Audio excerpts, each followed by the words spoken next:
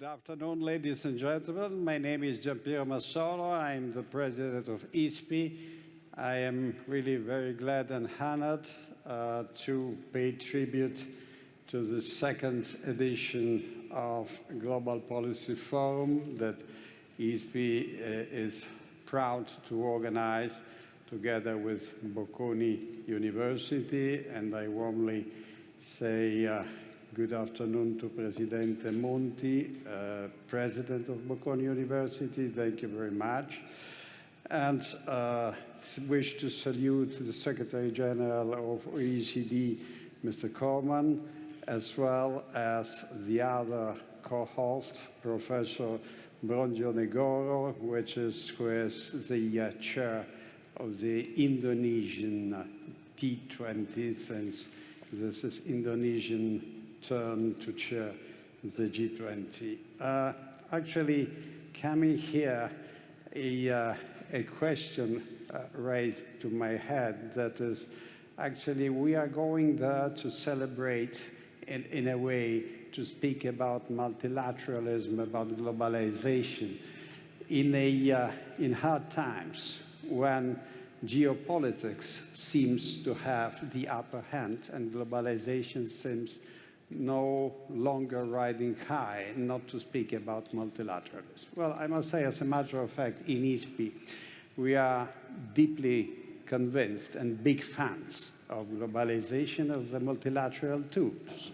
And we see purpose and we see importance in discussing it in frameworks so authoritative as the ones in which we find ourselves.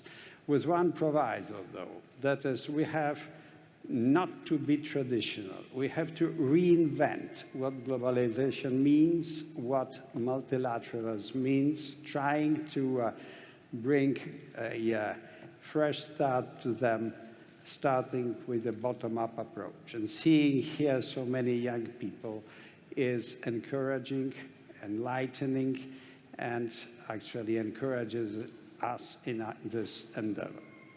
So thank you very much, and I wish to call here to take the word President Monti, please.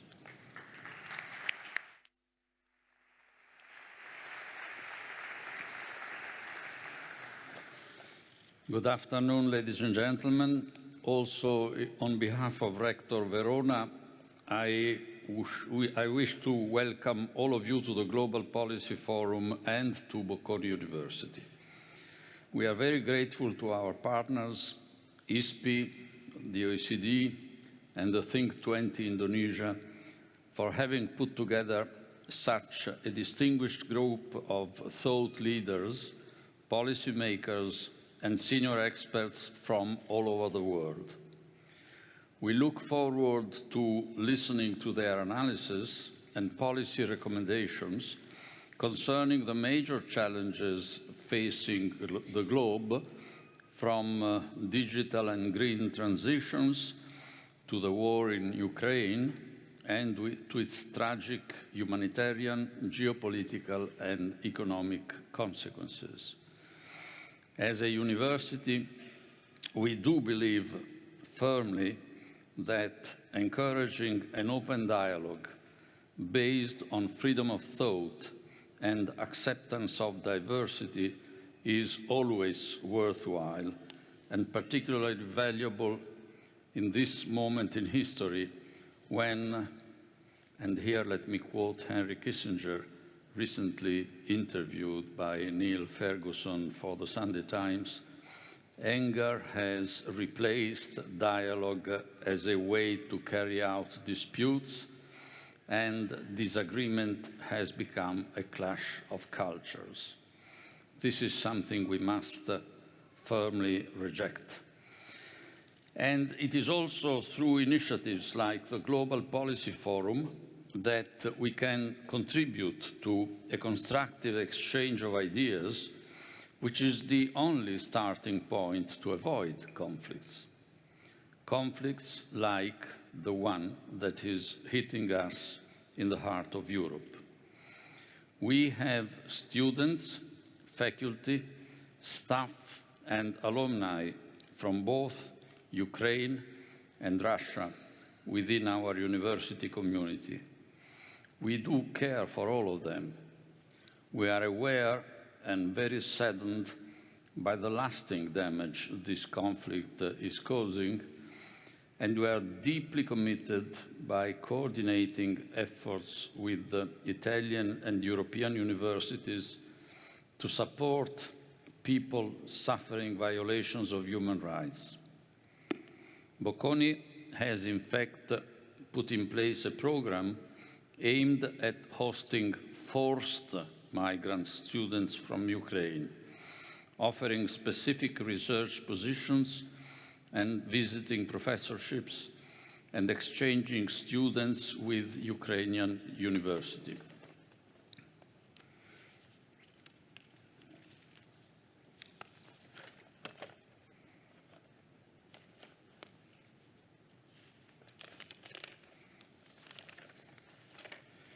In expressing our gratitude to the speakers and to all of you in attendance, and to Paolo Magri, who is the mastermind of this initiative, I am particularly honored to announce the video connection with the President of Ukraine, Volodymyr Zelensky. Welcome, Mr. President. It's a great honor and pleasure to have you today with us. Your intervention, Mr. President, today is both very focused and widely broad-based. Very focused because you are talking to Italy, a country with which you already had substantial dialogues. And as you will be aware, tomorrow in the Senate there is going to be a quite crucial vote on weapons support to your country. But your presence here today is also much wider based, not only because Bocconi is a multinational university with about 100 different nationalities of students and teachers, but also because of the partnership with ISPI, with the OECD, and with the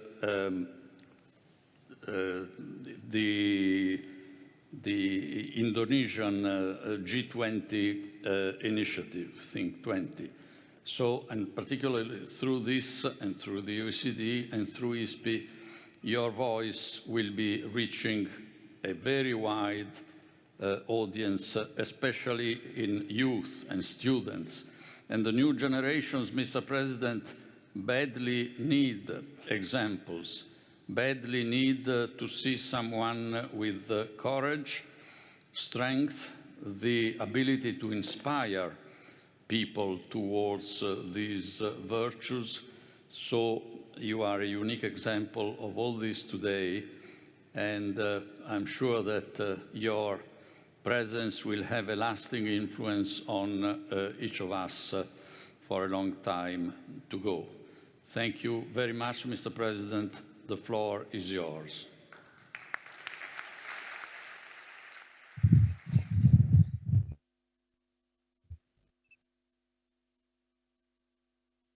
Thank you very much. First of all, I would like to thank Mr. Giampiero Massolo. I would like to thank you, Mary Monti, for inviting me, and I would like to thank for supporting our students, for the program and the support extending assistance to displaced students and our people. This is our future. We by no means want to lose it, and we do want them by getting your warmth and education experience to come back to our land. And thank you very much for preserving our future, our students. Now I would like to make an address to the participants of the forum. Dear friends, I'm grateful for this opportunity to speak to you today. Everything needs to be done today. It just happens so that today is the International Refugee Day. And since not so long ago, this day is a painful holiday for millions of Ukrainians, to be more precise, more than 12 million citizens. Can you imagine that? These are the people who, in the beginning of this year, had their house full security, their plans for future, and all of that was destroyed by Russian invasion. More than 12 million Ukrainians became refugees. They left their communities, they left their homes to search for safe space, a safe haven at other territory, at least where Russian artillery will not reach them. More than 5 million out of these 12 have left the country, and they found refuge in abroad, in particular in Italy. I would like to thank again your people, your cities, your government and Prime Minister Draghi for the assistance to our people, first of all, women and children. That is extremely important. But what is our objective today? We have to make sure that refugees and displaced come back home, no matter where they look for the refuge and shelter. We have to keep them interested and capable of coming back to Ukraine. We can create a historic precedent.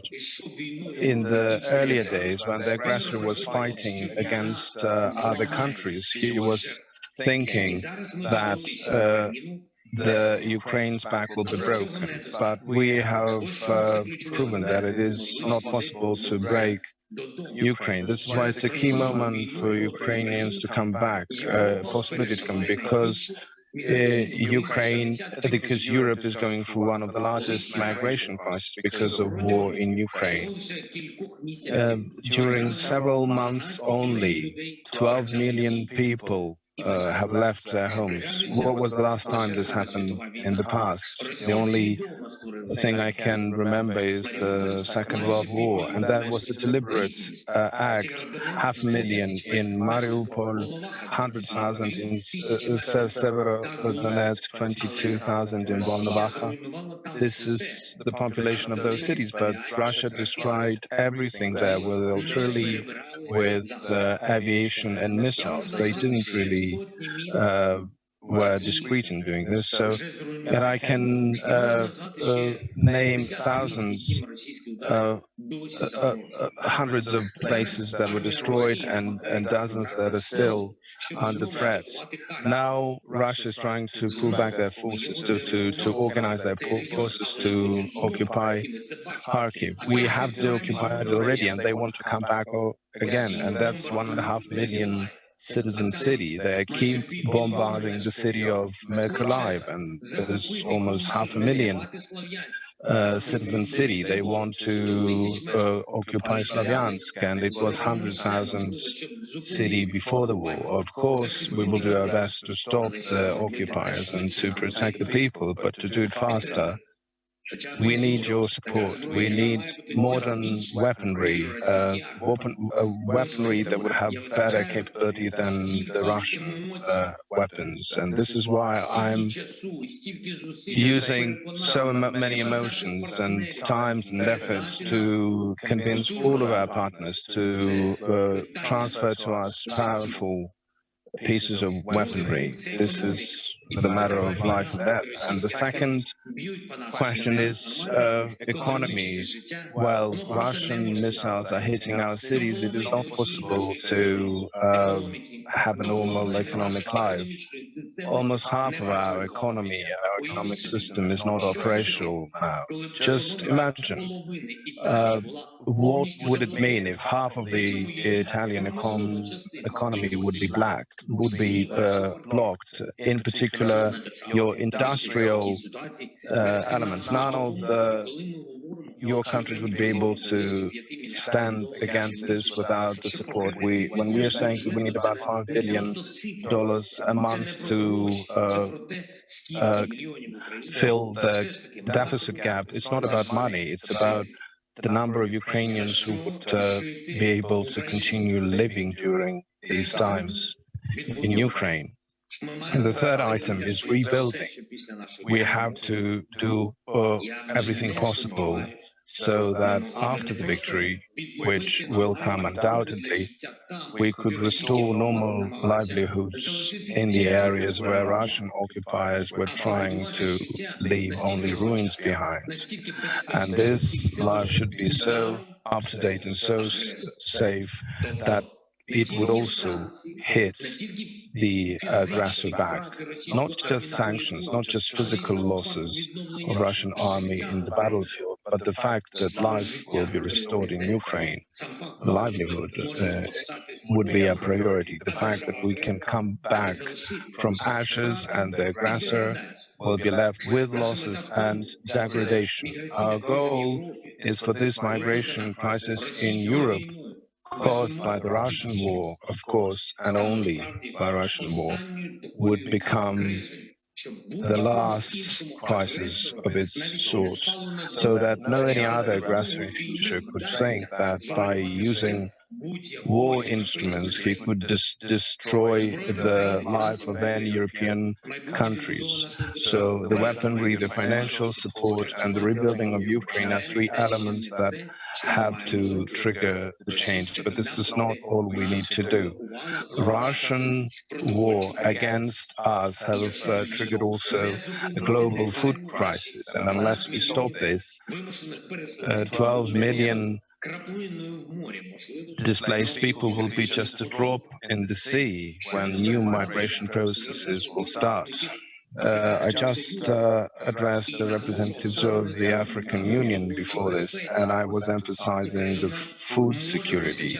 Ukraine can supply enough food products to satisfy the critical demands for countries in Africa, Asia, Latin America. Without our experts, there's a global deficit, and that could lead to political, economic, and migration chaos. And it is only this year that we have to do everything to make sure that the next year we won't need to discuss on this day of refugees the fate of many more millions of refugees in the countries that in Europe and that border with Europe.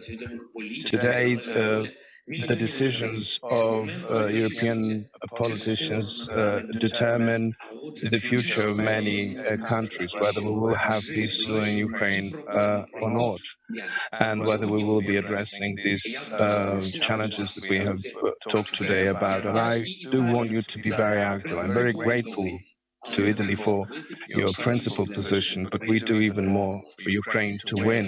I would like to repeat, weapon, financial support, and rebuilding of Ukraine are three elements that can make a difference globally. Thank you for your attention. Slava Ukraini.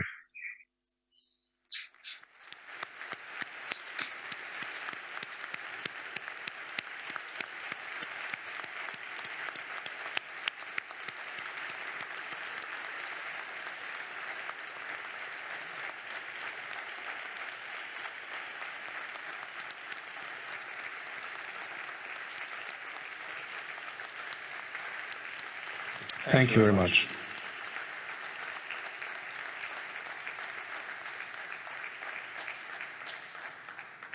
Mr. President, when we hear and see you speak, we see a man infusing strength to his country and asking the world to help protect that country. But we also feel the man who tries to defend the values which we feel are exactly the same values that we have in the European Union. And it is so encouraging for all of us to see how strongly you wish to be a member of the European Union, and it must be encouraging for you to see with what enthusiasm most citizens and countries of the European Union would like you to join immediately. You also know that that is not physically and technically possible, but I'm sure that the strength of the enthusiasm towards welcoming Ukraine as soon as possible will have concrete consequences. You have been, Mr. President, generous enough to allow 2 questions to be asked of you. And the first question will come from a student of Bocconi, Denisa Muhammeti. Yes, please. Good afternoon. Good afternoon, Mr. President. My name is Denisa Muhammeti, and I am a G20 Global Ambassador. My question to you is, the EU accession process usually takes years. What are your expectations from the EU, and what further steps is Ukraine going to take? Thank you.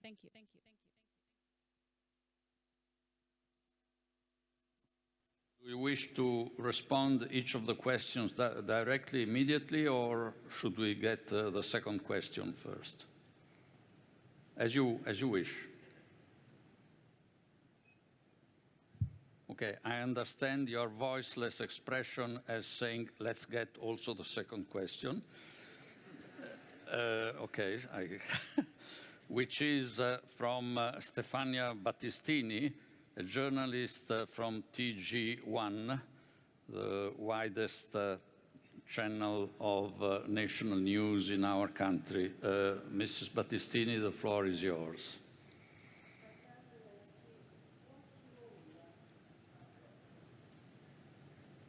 Do you hear me? President, is kind of role should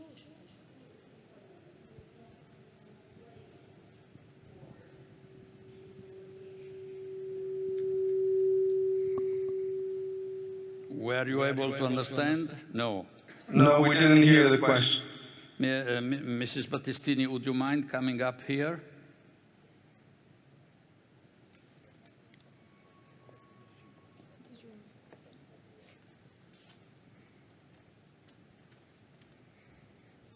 President Zelensky, we arrived in Ukraine 10 days before the invasion. Now I would like to ask you which kind of role should and could Italy and the European Union play in peace negotiations? Thank you.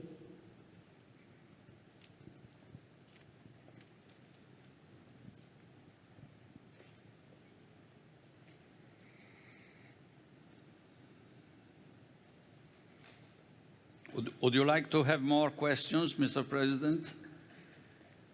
Do you have time for more questions? No. Okay. I'm prepared to answer. So, please, go ahead.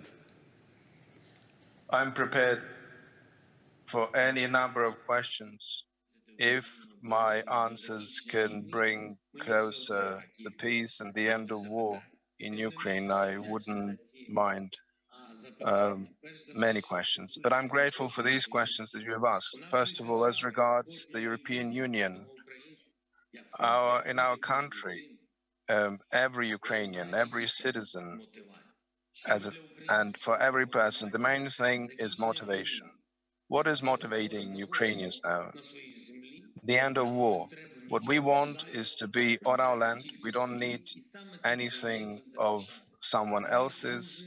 We want only something that belongs to us. And that's what we are protecting. We are very motivated people. And one of the motivations, apart from our homeland and our homes, are these values that Mr. Mondi, you just mentioned. We are protecting our common goals with Europeans. This is the second motivation. The third one is we want to show to everything that Ukraine is not afraid of the second largest army in the world. We are showing the example of the independent country and the fight of the independent people. So you can see the first and the third one, how we do it on the daily basis in resisting Russian army. In terms of European orientation and protection of European goals, for us, this is a unifying factor, the fact that we are moving towards the European Union. And maybe this week we will receive the candidate status, and this will only strengthen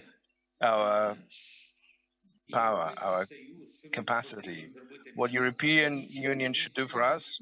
Nothing. European Union has to simply consider Ukraine as an equal partner, and whatever that you are doing for the members of the European Union, you should be doing for us. And since we're on the forefront of protection of our common values, I think we require a little bit more than other countries, because it is harder for us these days.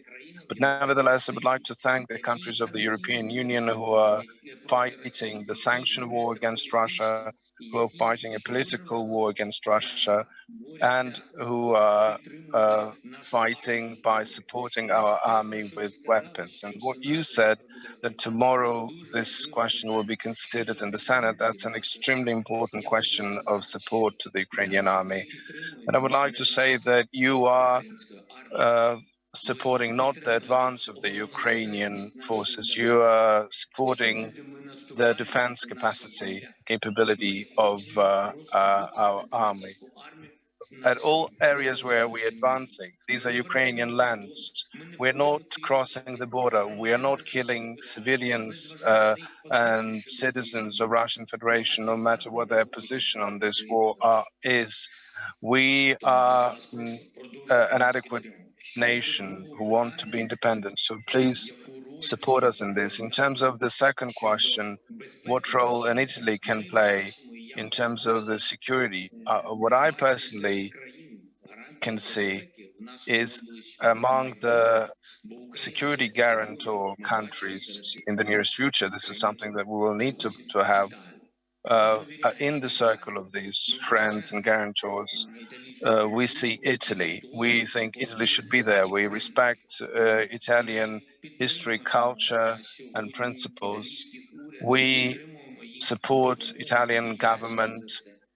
We welcome their assistance, and we are very grateful for this. And I think that the journalist who asked the question mentioned that she was in Ukraine 10 days before the war, and she asked what else can be done. Sometimes it is very important to say the truth. And in order to speak the truth about what's going on in Ukraine, sometimes it is worthwhile to find time and be present on the ground. So this is why I would like to invite you. You have to tell people what's going on, because the war is far from any single country, and to know what is going on during the war and what Ukraine is fighting for, sometimes you have to visit the place. So if you want to help us with your weapon, because journalists fight with words, you can come and see for yourself and tell this story to your beautiful people. Thank you very much.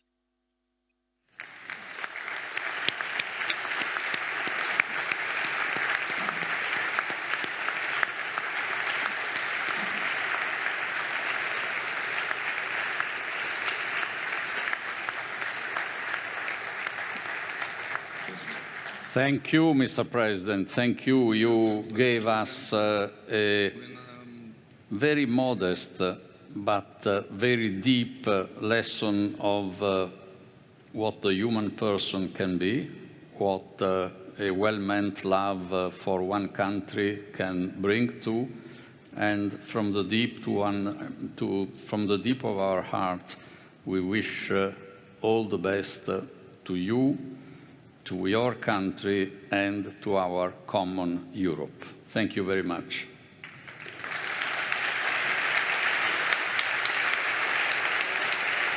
Thank you. Thank you all. Good luck. Thank you for this opportunity. Goodbye.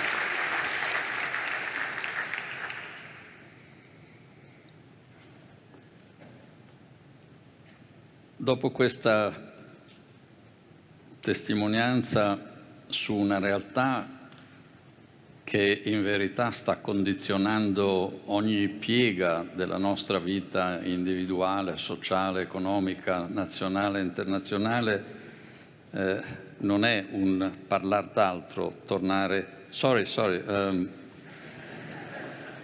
Thank you. Okay, after this touching message, and I will not go through what I was trying to say in Italian, we go to the analysis of our world and European scenario, by now with the ability to incorporate also emotionally what President Zelensky allowed us to hear directly. So I would like to invite to the podium Commissioner Gentiloni to deliver his keynote address. Thank you very much.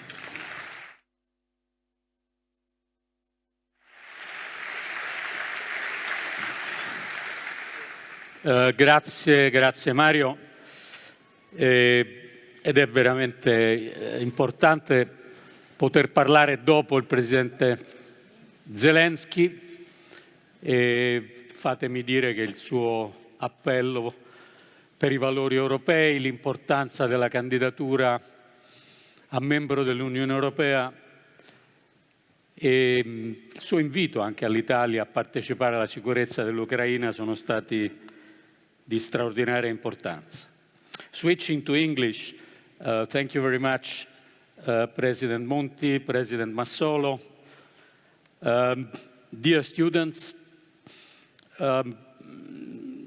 great pleasure to be here after having heard the words of President Zelensky, his call for the possibility for refugees to return back to their homes, his call for resistance, his call for support, and for our support, the Italian support, the European support in rebuilding Ukraine.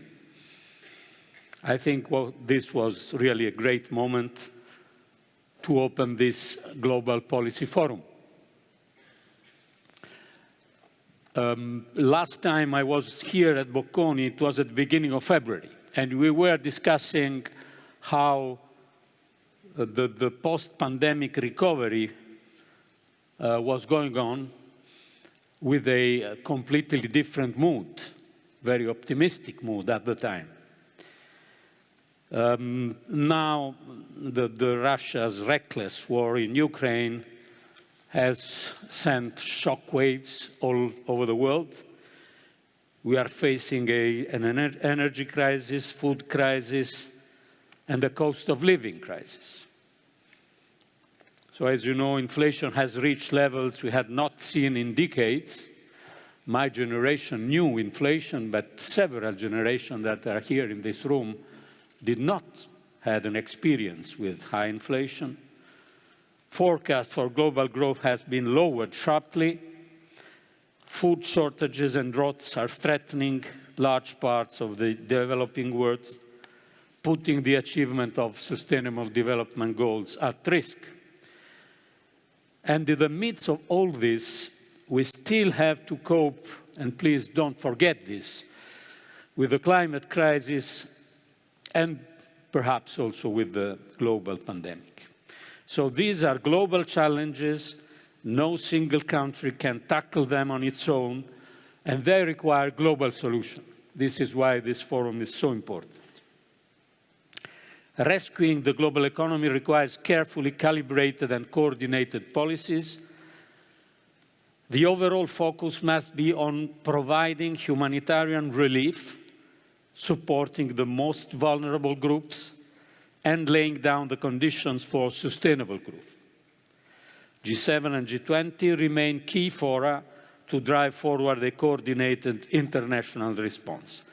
At our level, the EU, we have announced an unprecedented package of macro-financial assistance to support Ukraine's short-term financing gaps. and the longer-term reconstruction effort. Yes, we are ready to continue to support Ukraine. And this week, Ukraine should become formally candidate to join the European Union, as the Commission proposed last Friday. And all of us know, having seen what happened in Ukraine in the past years, the demonstration with the European flag, where the political environment for Ukraine, we all consider how important to be a candidate for the European Union will be. We have also made clear that our debt and deficit rules in Europe will remain on hold for 1 more year. This will allow national governments to take targeted measures to cushion the impact of high energy prices and support the integration of refugees.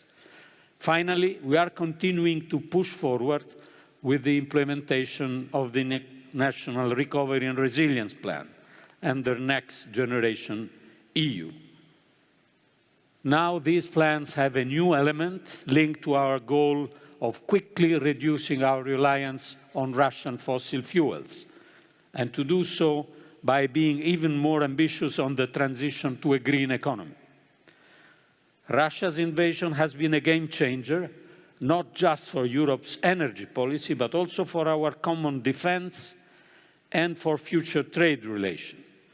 Today, talk of deglobalization is rife.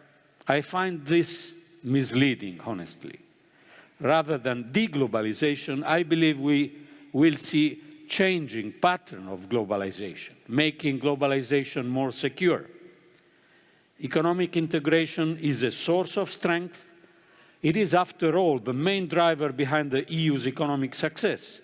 So while we must isolate those who seek to weaponize this economic interdependence, we must also continue to push for an open, rules-based, multilateral trade system and work together as an international community to address our common challenges and build a stronger, greener, fairer global economy.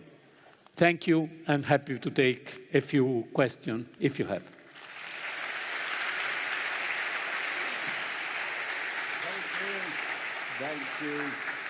Thank you very much, Presidente Gentiloni. We have roughly 12 minutes and 4 questions. Actually, short questions to allow longer answers. My first question is, we witness gloomy forecasts. How to avoid, in a situation in which prices are skyrocketing, energy crisis is there, food crisis is there, how to avoid a worst-case scenario for the European economy? Well, I think we can avoid a worst-case scenario, meaning a recession, a stagflation, provided that first we react united. Of course, we have to manage inflation, and so monetary policy is evolving. Of course, we have to change also our fiscal policies in the sense that we can't anymore provide universal support as we were providing during the pandemic crisis. We should make this support much more selective. So first, coordinate and show unity. Second, Next Generation EU, Recovery and Resilience Plan. These plans give the possibility to our economies to continue to support growth. And it's not digging holes and filling holes. It's real reforms and investments. And third, we have to mix the fact that we need to address the energy prices crisis, especially for lower-income households. And this is what European governments are doing, but without putting on hold the green transition. This is a difficult mix to achieve, because at the same time, of course, we have to react to price increases, But this reaction should not undermine the fact that we need efficiency of energy, renewables, and the green transition. If we lose this opportunity because of the increasing energy prices, I think we will have done a big mistakes for the coming generations. So it's for the governments to perform united and in an efficient way. So this Exactly. is actually key. And Europe has a tool, which is the European Growth and Stability Pact, which has been suspended. As we know, it's suspended now since 2020. It can be an unlimited suspension. So we have to do something with the pact to actually update it probably. How to be at the same time orthodox enough not to raise suspicions, but also efficient enough to allow what you just said. Well, first of all, let me clearly state that the fact that we again suspended for 2023 the rules is not meaning a call for free spending for all. It's only reacting to the extreme uncertainty of the situation, which is caused predominantly by the war and by the possible consequences of the war, especially on the energy field. So this is the message, that we need to have room of maneuver, agility. The message is not that governments are invited or allowed, especially in high-debt countries, to spend for all, which is not the case in this moment. We will launch after the summer our proposal as European Commission to review our economic governance, the Stability and Growth Pact, with a clear goal to have a real path of reduction of the debt. And indeed, to have a real reduction, you need to have a realistic path of reduction of the debt, because if it is not realistic, it will not happen. And second, to avoid that the commitment to reduce the debt means choking growth and the recovery. So here again, a delicate balance between the need of having a serious path of reduction of the debt, discussed with member states, and not only decided on the basis of general and abstract benchmarks, and at the same time avoid that this path of reduction, which is needed, is something killing the room of maneuver for investments that we still have. So a delicate balance, as always, but I am convinced that working hard, the Commission can come with a good proposal in the coming weeks after the summer. Thank you very much. So light at the end of the tunnel in a way. No? Hopefully. Hopefully. Yes. Look, we have some room for two questions from our students. I will, if you allow me, I will take it two in the row to allow you for one final answer. And the first question is by a student of Bocconi University. I encourage you to speak loud, because with President Zelensky, it was almost impossible to hear, even for me being here. So be bold. You are not bold enough. You have to strengthen. Yeah, okay. Thanks, Commissioner Gentiloni, for your intervention. My question would be, given current events and we understood how EU public policies, EU public goods such as, I'm thinking of health prevention, green and digital transition, as well as security, of course, are fundamental, essential to our sustainable growth. But how to finance them? Given the experience of the next generation EU, my question would be, what is your opinion about the future of EU common debt? Thank you. Thank you so much. And now, one of our G20 global ambassadors, please, lady. Good afternoon, and thanks you, Commissioner Gentiloni, for the insightful speech. I'm Laurence Migliori, one of ISPI G20 global ambassadors, and my question for you is the following.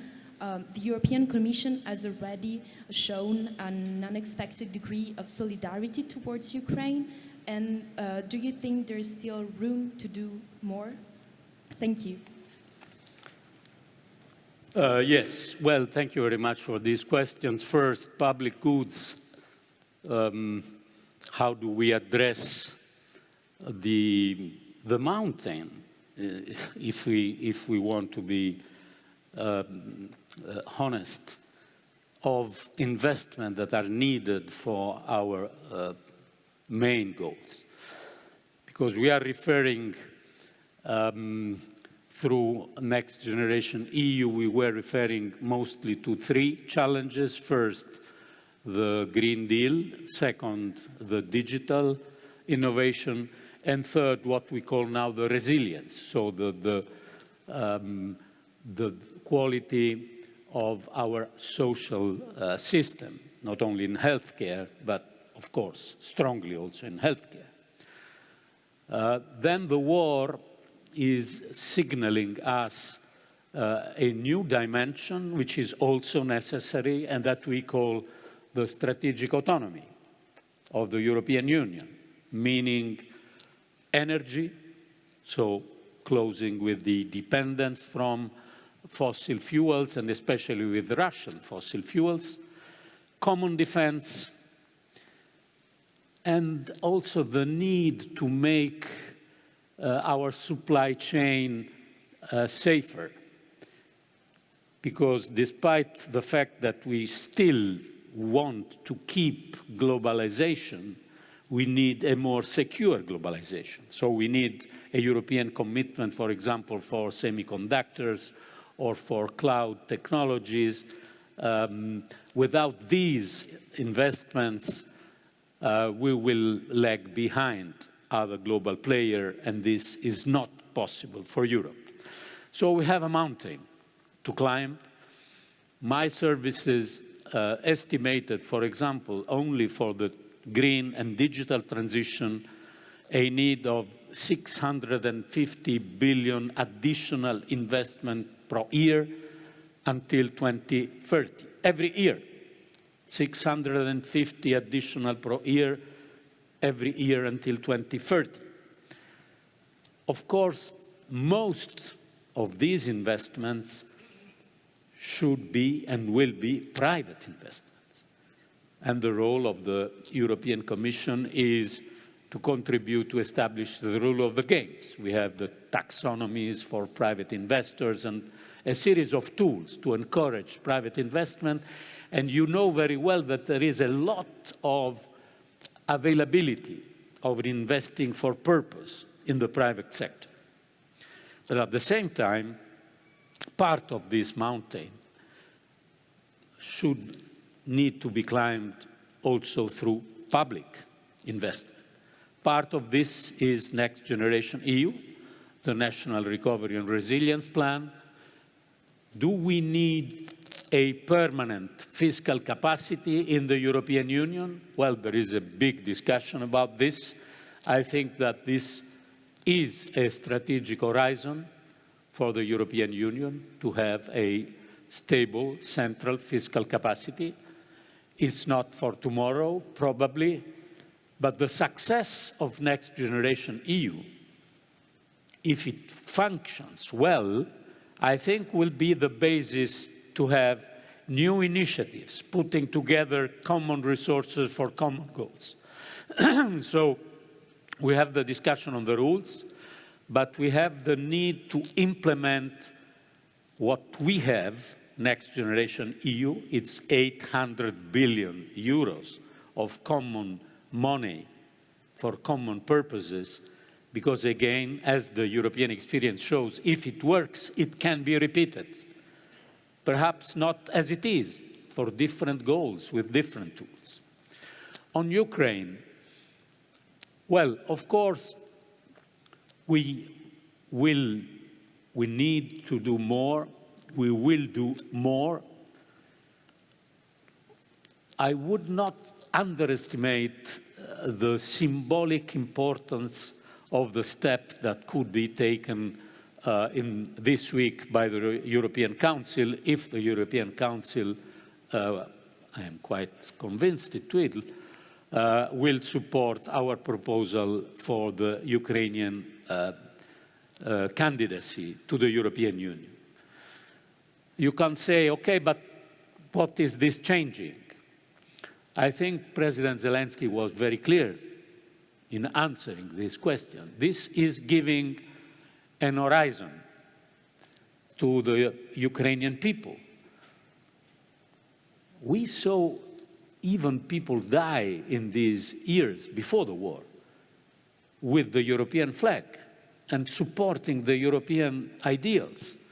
And this was extremely important for Ukraine. So I would not underestimate the symbolic value of this, but of course we need to do much more. Support now.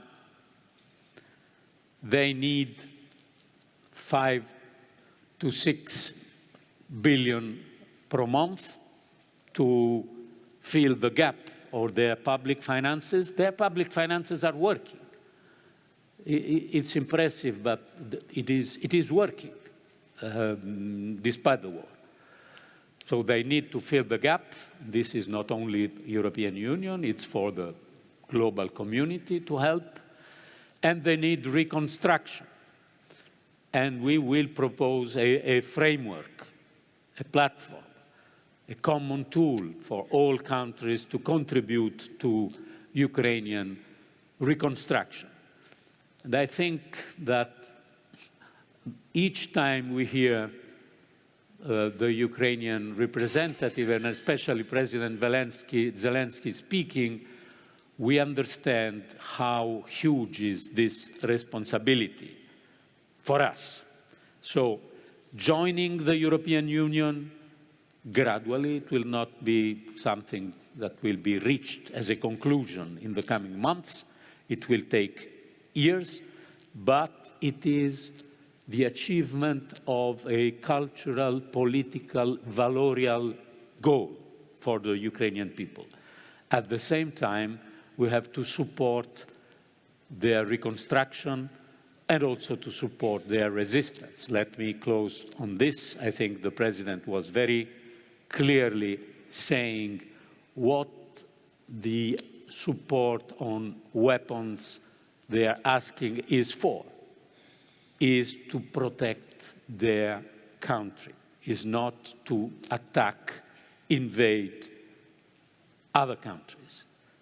And if we are serious on this, we can't be reluctant, we should be committed. And I'm sure that the European Union will continue to be committed. It will be a challenge because someone will try to use the difficulties of our economy, blaming support to Ukraine, blaming sanctions. I think we should blame the Russian authorities who initiated this war.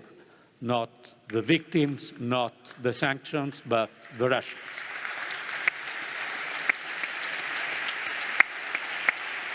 Thank you very much. Just to remind that the European flag and the Ukrainian flag have the same colors. So after all, it's got a meaning, no? Thank you so much, Commissioner.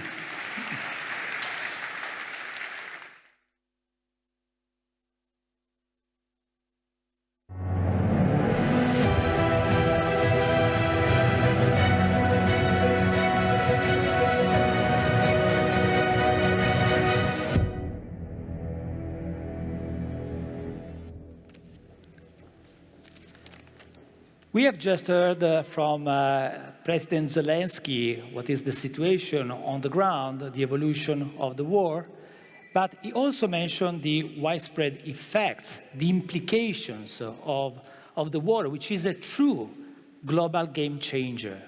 And this is precisely the core topic of our first session. And I'm very pleased and honored to have two distinguished speakers with us. I introduce them immediately.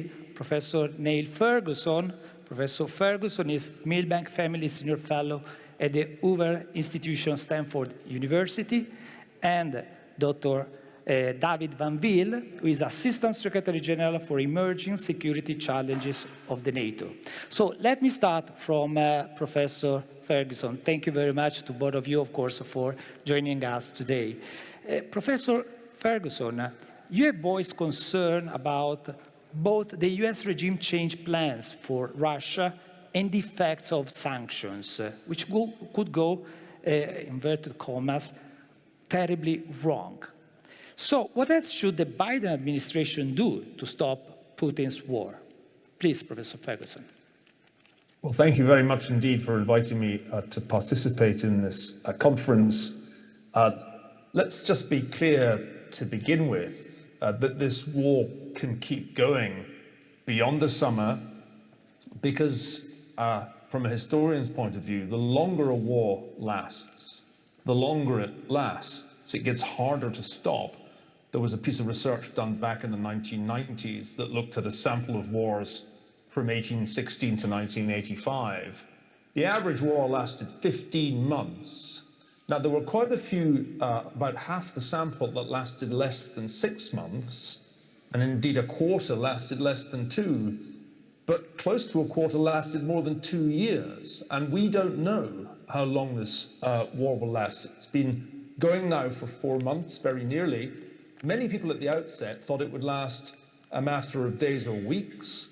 And I think it's very important to remind your audience that wars tend not to last just weeks. The other thing that I want to say at the beginning is that if you protract the war, if the war keeps going, of course you protract the loss of life in Ukraine.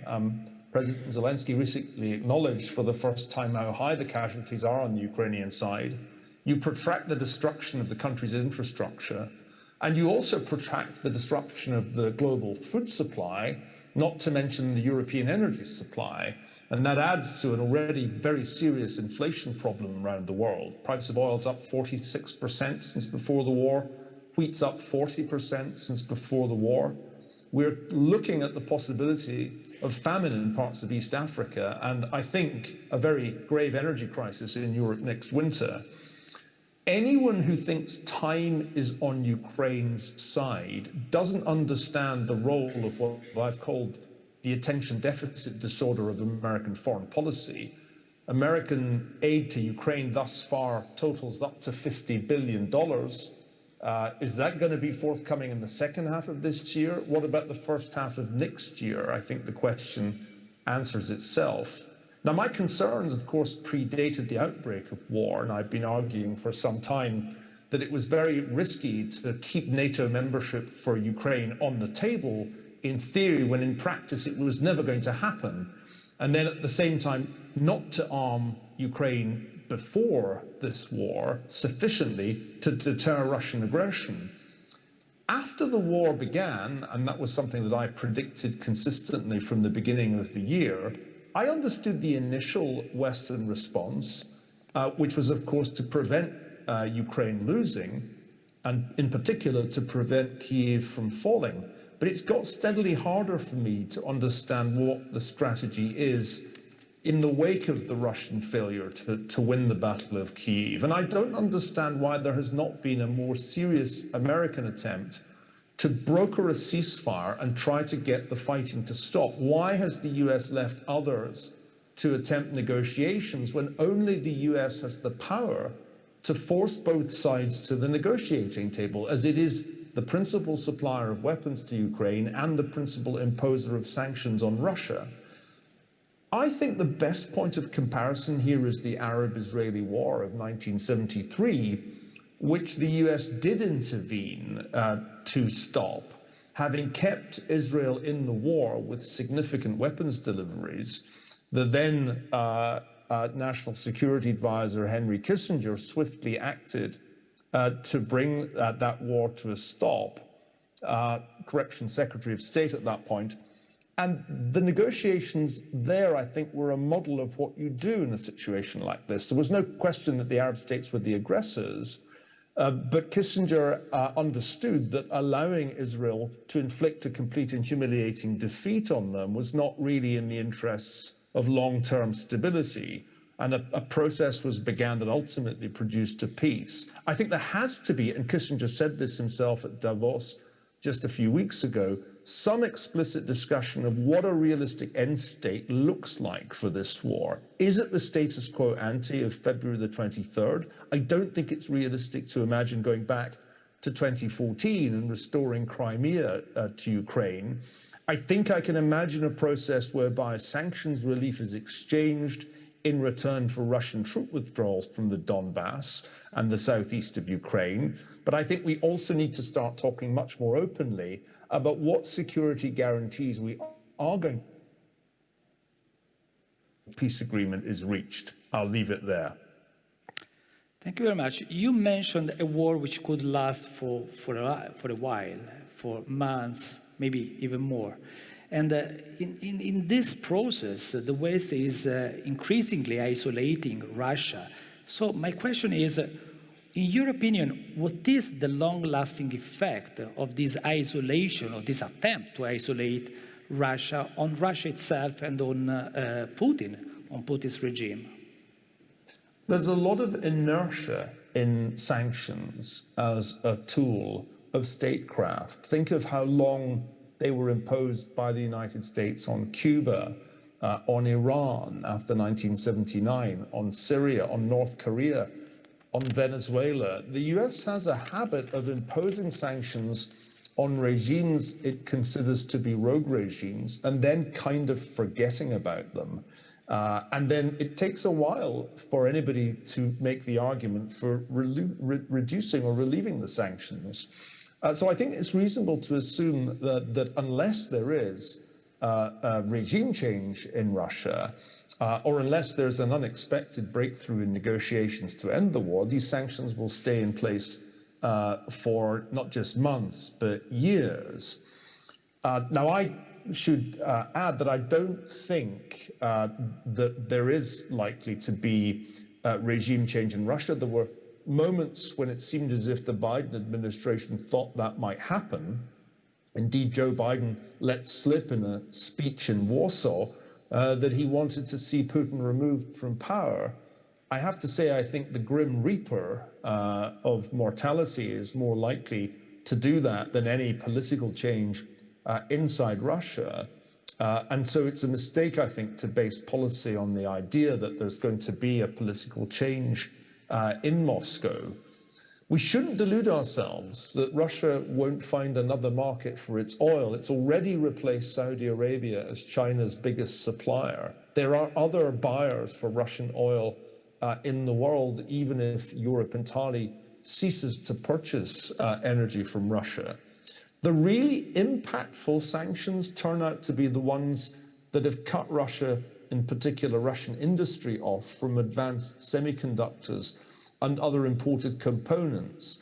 These have already had the effect of cutting off the supply of new and sophisticated weaponry, so that Russia is increasingly forced to wage a 20th century war with 20th century weaponry because it can't actually manufacture any 21st century weaponry. That's important, and I think it also imposes a real freeze on Russia's economic potential, condemning Russia, in effect, to economic stagnation.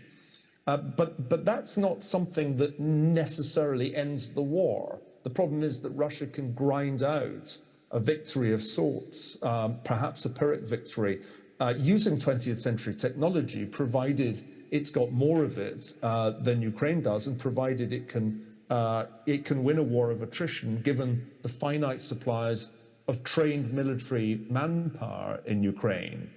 I think if I'm right, what happens, therefore, is that Russia's increasingly driven closer to China and becomes primarily a source of raw materials for China. And that would signify really the tightest, closest relationship between Russia and China that we've seen since the time of the Korean War, except that the roles have been reversed, because back in 1950, the Soviet Union, Russia was the senior partner and China was very much the junior partner. Now China is the senior partner and of course, Russia is very much the junior partner. I think this is an extremely important dimension from the point of view of the United States as well as Europe. We must bear in mind that implicitly, if not explicitly, Xi Jinping gave a green light to Putin to go ahead with his so-called special military operation, as long as he waited until after the Beijing Winter Olympics. I'm sure this was a tremendous blunder on the part of the Chinese government, but the outcome is a not wholly undesirable one from China's point of view if it's going to be able to get Russian resources at a discount, which effectively is what has already begun to happen. Thank you very much, Professor Ferguson. You mentioned the membership, the potential membership of Ukraine to the NATO, which was not on the table, or should not be on the table. So let me turn this question to Dr. Van Wil. Dr. Van Wil, previous and future NATO enlargements may reinforce the rhetoric of Russia and all those who see this as a risk for international security. How to respond to these concerns, and where is NATO heading after the Ukraine war? Please.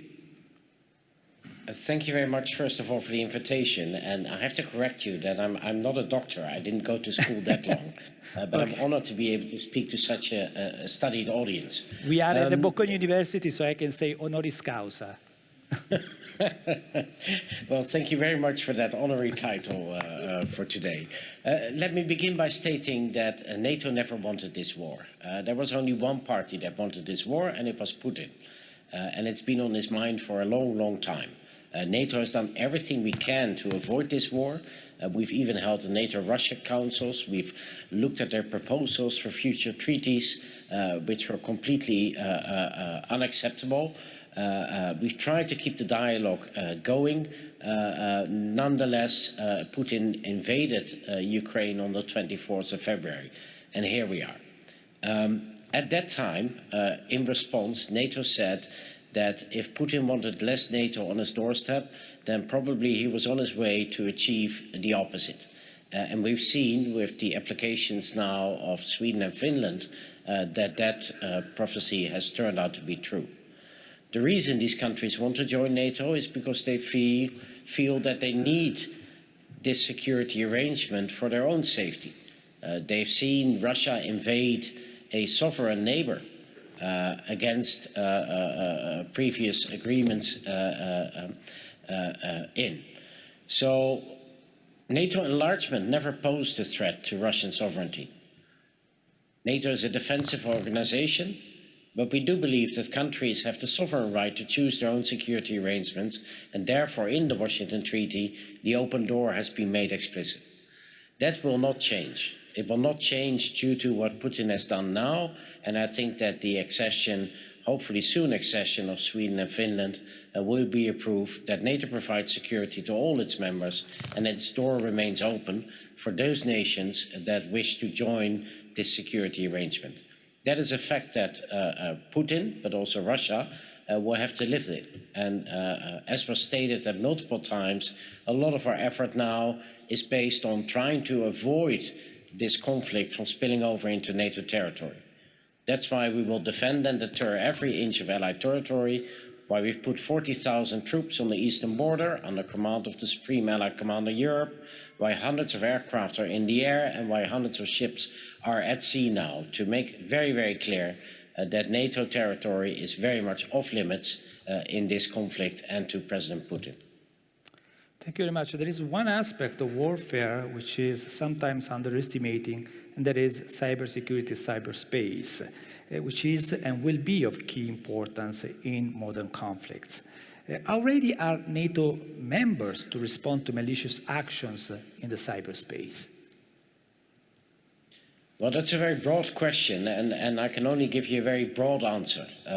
Sometimes since the 24th of February, people tell to me that this conflict shows that modern-day conflict is very much still about artillery and tanks and aircrafts and missiles, and not so much about the new 21st century threats like cyber or the use of EDTs in conflict. But that's not true. In this conflict, cyber was used to shape the battlefield in the months before the attack. It was used during the attack. trying to disrupt communications on the Ukrainian side, trying to get the financial systems, electricity systems offline, and it's still continuing to play a large role at this moment in the conflict. So all efforts from the Russian side are now based on disrupting all cyber-related aspects of Ukrainian life. And it's only due to the great resistance and resilience that Ukraine has shown that they've been able to keep their services online. And I have to say that the private sector, and especially companies like Microsoft, but also Starlink, by providing communication terminals, have played a large role in trying to keep us safe. So there's lessons to be learned here, and we are certainly beginning to learn those also for NATO itself and for NATO allies, and that is that we have to be prepared for cyber attacks to take place in conjunction with conventional attacks should such a conflict begin. And that we need to work on our resilience of our systems in order to make sure that, just like Ukraine, we can ride out these kinds of attacks, as Ukraine is also defending itself against conventional attacks. So very much something to be worked on. We have done a lot, but more to be done in light of this conflict. Thank you very much. So thanks a lot to Professor Ferguson. Thanks a lot to Mr. Van Wil. Now we stop here for this part with our two keynote speakers. And now I leave the floor to Andrea Cabrini to moderate the panel discussion of this session. Thank you again to both of you.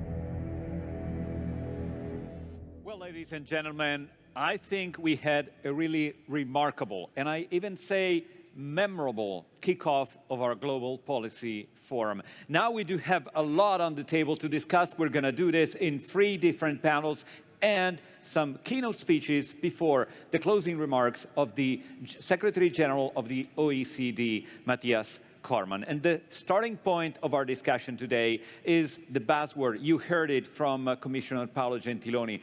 The invasion of Russia in Ukraine is a game changer, not just of the international security architecture, but we already heard about the severe shortages in fuel and food, of the refugee, the humanitarian crisis, and what the international community can do, trying to restore not just peace, but also to mitigate the impact of this crisis. This is what we're going to discuss here on the Bocconi stage with Oksana Pokalchuk. Welcome.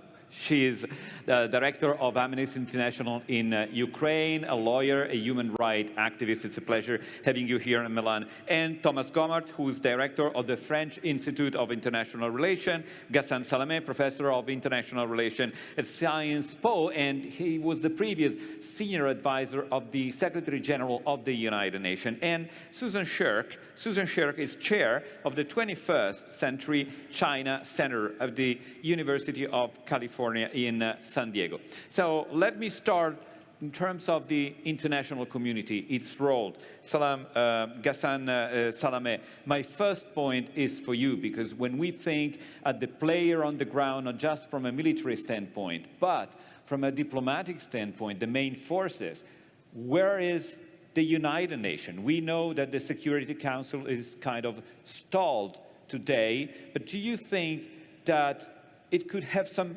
space in the future to maneuver, to be one of the players of the solution of this crisis? No, very frankly, I don't think so. It has been the case since the creation of the United Nations in 1945 that when a member of the P5, the permanent 5 members of the Security Council, has been directly involved in a conflict, it was almost impossible for the Security Council itself to get involved because the veto would be raised immediately by the country concerned. This was the case during the colonial wars with Britain and France. This was the case with Russia in different places, including Georgia and Ukraine in 2014, and was the case also with China when it came to Tibet. So when a P5 member, when a veto-yielding power is involved, the Security Council is paralyzed. This time, on top of that, the Secretary General was himself paralyzed. Putin would not meet him in Beijing on the margin of the Olympics. Zelensky was not very happy either. Putin would take time in order to receive him along this huge table like other visitors he had. He was not very kind to him. So neither the Security Council nor the Secretary General were in a good position to start negotiations. So what do we do? My advice is what I call to maintain and contain. First, to contain. We need to contain the Ukraine war in itself and for itself. The Security Council cannot do much about it. The Secretary General cannot do much about it, but let's contain it. Let's not have it infect the whole international system and the other conflicts.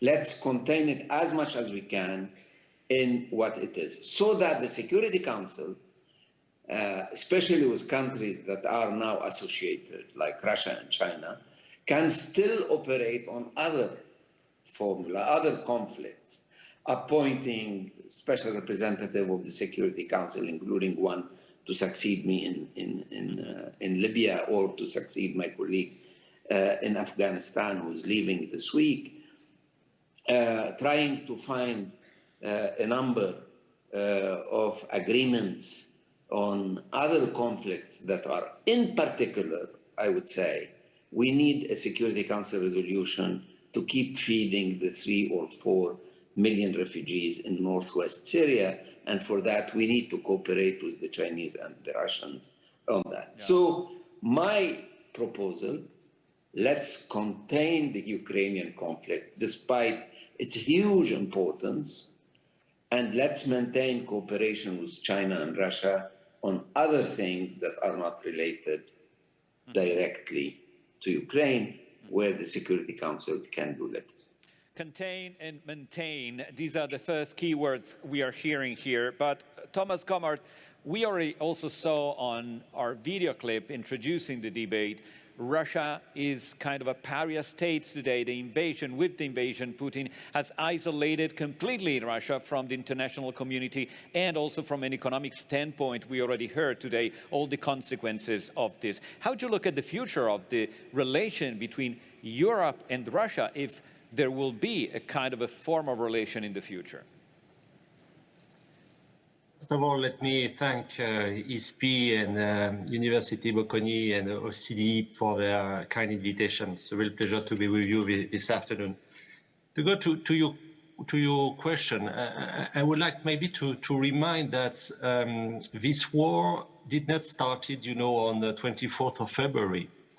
This war started 8 years ago with the annexation of Crimea and the separatists directly supported by Moscow 8 years ago. And sanctions were taken already by the EU at that time. So it's important to have this timeline in mind to try to anticipate what could happen in the coming months or years. At the time being, the main consequences are for sure, first of all, for Ukraine, which suffers dramatically from casualties. It's now a broken country to some extent. The situation for Russia is the fact that Russia has been disconnected from the Western side of globalization.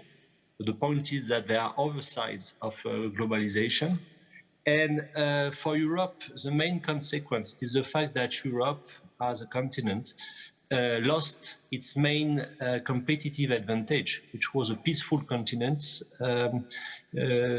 by comparison with other regions in the world. So that leads indeed to a few observations regarding the current situation between the EU and Russia. You know, I started my career at ISPI already 2 decades ago, and I spent many times to cover, for instance, the summit between the EU and Russia. I remind you that we had 2 summits each year until 2014, until the annexation of Crimea. I remind, you know, a lecture at the College of Europe in Gimo, for instance. So that's unfortunately the past now, because I think that Russia, as I said, is disconnected for many years, for the next decade, at least, I would say. It's not a situation similar to the one we had during the Cold War, for 2 main reasons. During the Cold War, there was a confrontation, which was ideological and a military competition. But you had, during the Cold War, intellectual, scientific, cultural links, which was, by the way, promoted, encouraged by the West to try to make the USSR and its allies changing. And the big change is in fact that we are in a worse situation right now, because we are in a military confrontation, we are in an ideological confrontation, but we cut all types of links. I think it's explained by the magnitude of the Russian aggression, but also the magnitude of the sanctions taken to react will continue for a while, as it was said rightly, I think, during the first decision. The problem we have is in fact that the Kremlin, the current leadership in the Kremlin, Vladimir Vladimirovich, does think that the EU will be on its knees before Russia. That's mainly the calculus made in the Kremlin. And more broadly, Russia is preparing itself since many years, and in a sense it was before 2014, for a world of autarky. You have this idea in Russia that the pressure on resources, the competition between powers will increase dramatically, and consequently Russia should be able to have a much more autarkic economy or system. That's the Kremlin's choice. It can be seen as completely misleading from a Western point of view for people who believe so strongly into globalization, but that's basically the orientation taken by the Kremlin since many years, and which has been accelerated with this war in Ukraine.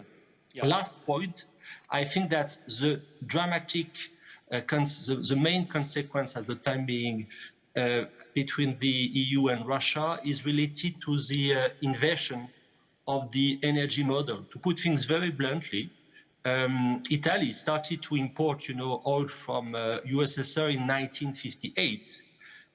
Europeans take gas from the USSR at the beginning of the 80s, and our energy system was basically to take energy resources from the East and from the global South. And now, in a very short period of time, we are asked as Europeans to invest the model and to take energy from the West, from the US, which is now a net exporter of energy, and from the global South. And it will be very, very difficult to accomplish that, given, the economic crisis, the environmental crisis, and for sure the military crisis. I stop there. And it is difficult indeed. Now, let me, Oksana Pogoch, let me get back to Ukraine and the situation on the ground, because in his address, President Zelensky asked again to the European Union for weapons, for finance support, for starting to think at the rebuilding of the country. But which are, in your view, the most urgent needs of the people in Ukraine, based on what you do on the ground also?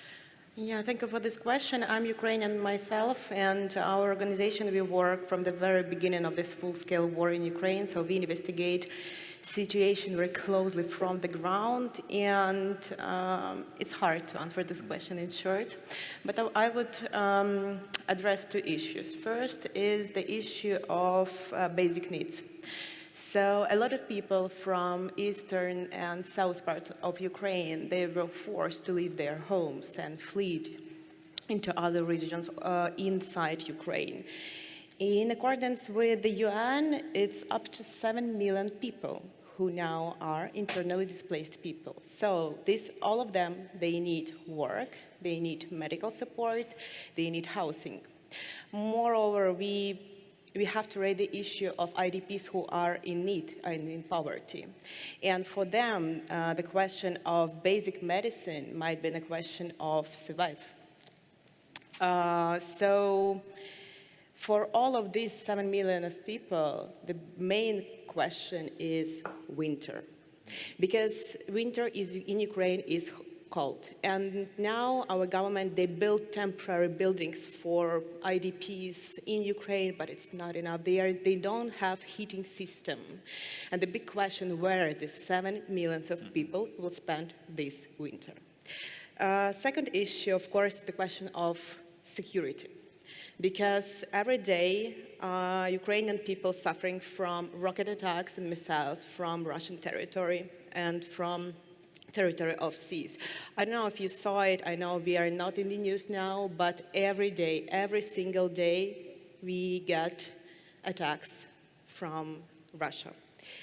And yeah, I think so far it's for. Yeah, that's very interesting. We'll get back to that in a minute, because as you know, have been mentioned also the relation between Russia and China. With this, I want to move to Susan Shirk, because you know that Putin met with Xi Jinping ahead of the Winter Olympic. Now, Susan Shirk, do you think that he unveiled his plan to China a month before, ahead of starting the invasion?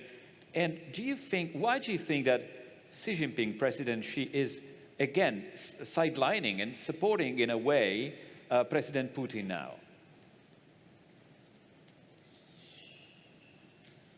Well, thank you so much to ISPI, Bocconi University, Think 20 Indonesia, and the OECD for giving me the opportunity to participate, even though, unfortunately, I can't be there with you in person. Of course, we don't know what happened in the private conversation between Putin and Xi Jinping, but it's interesting that U.S. senior officials, Secretary of State Tony Blinken, gave Xi Jinping the benefit of the doubt when he said that he suspected that Putin had not revealed the full extent of his plans to invade the Ukraine, which of course gave Xi Jinping the opportunity to distance himself, to criticize the invasion, and to especially not support it. But instead, Xi Jinping opted to act as if Putin was his friend and the United States was his enemy, in that he very much sided with Putin, regardless of what he had actually been told. He didn't condemn the invasion. He didn't stand with Ukraine, which is one of China's major trading partners. But fortunately, he also did not tangibly assist Russia in its war in Ukraine, which as a practical matter, is probably the most important thing. Thank you for that. I'll get back to Ghassan Salameh. And Ghassan Salameh, you've been also the UN Special Representative to Libya. You know very well the situation on the ground. And my question is, how do you see the implication of the war in the Middle East on one hand, with Syria, for example, and also in Libya and in the northern part of Africa?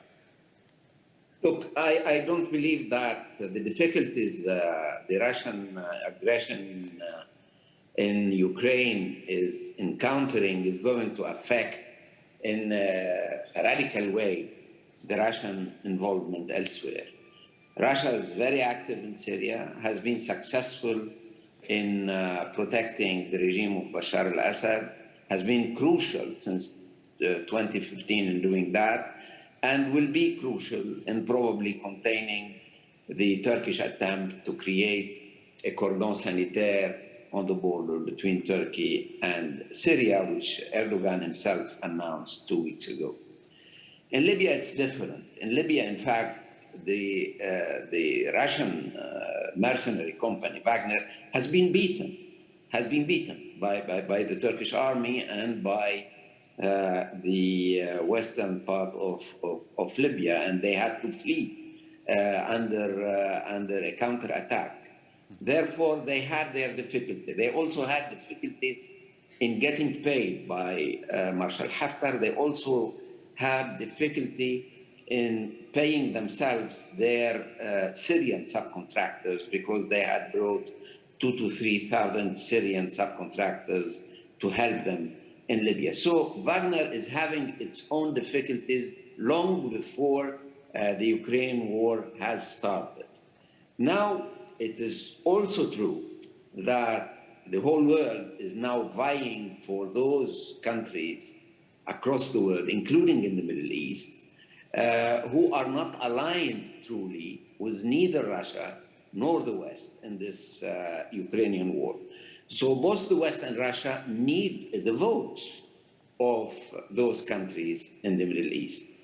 The West in particular needs the gas and oil of this part of the world. And also they need money from the oil money-making countries in order to help those countries like Egypt, Lebanon, Senegal, who cannot pay for double-price wheat because of the food crisis. And also, you have the issue of refugees. While Western Europe has to deal with refugees from Ukraine, nobody in Europe wants a new wave of refugees across North Africa and in particular across Libya.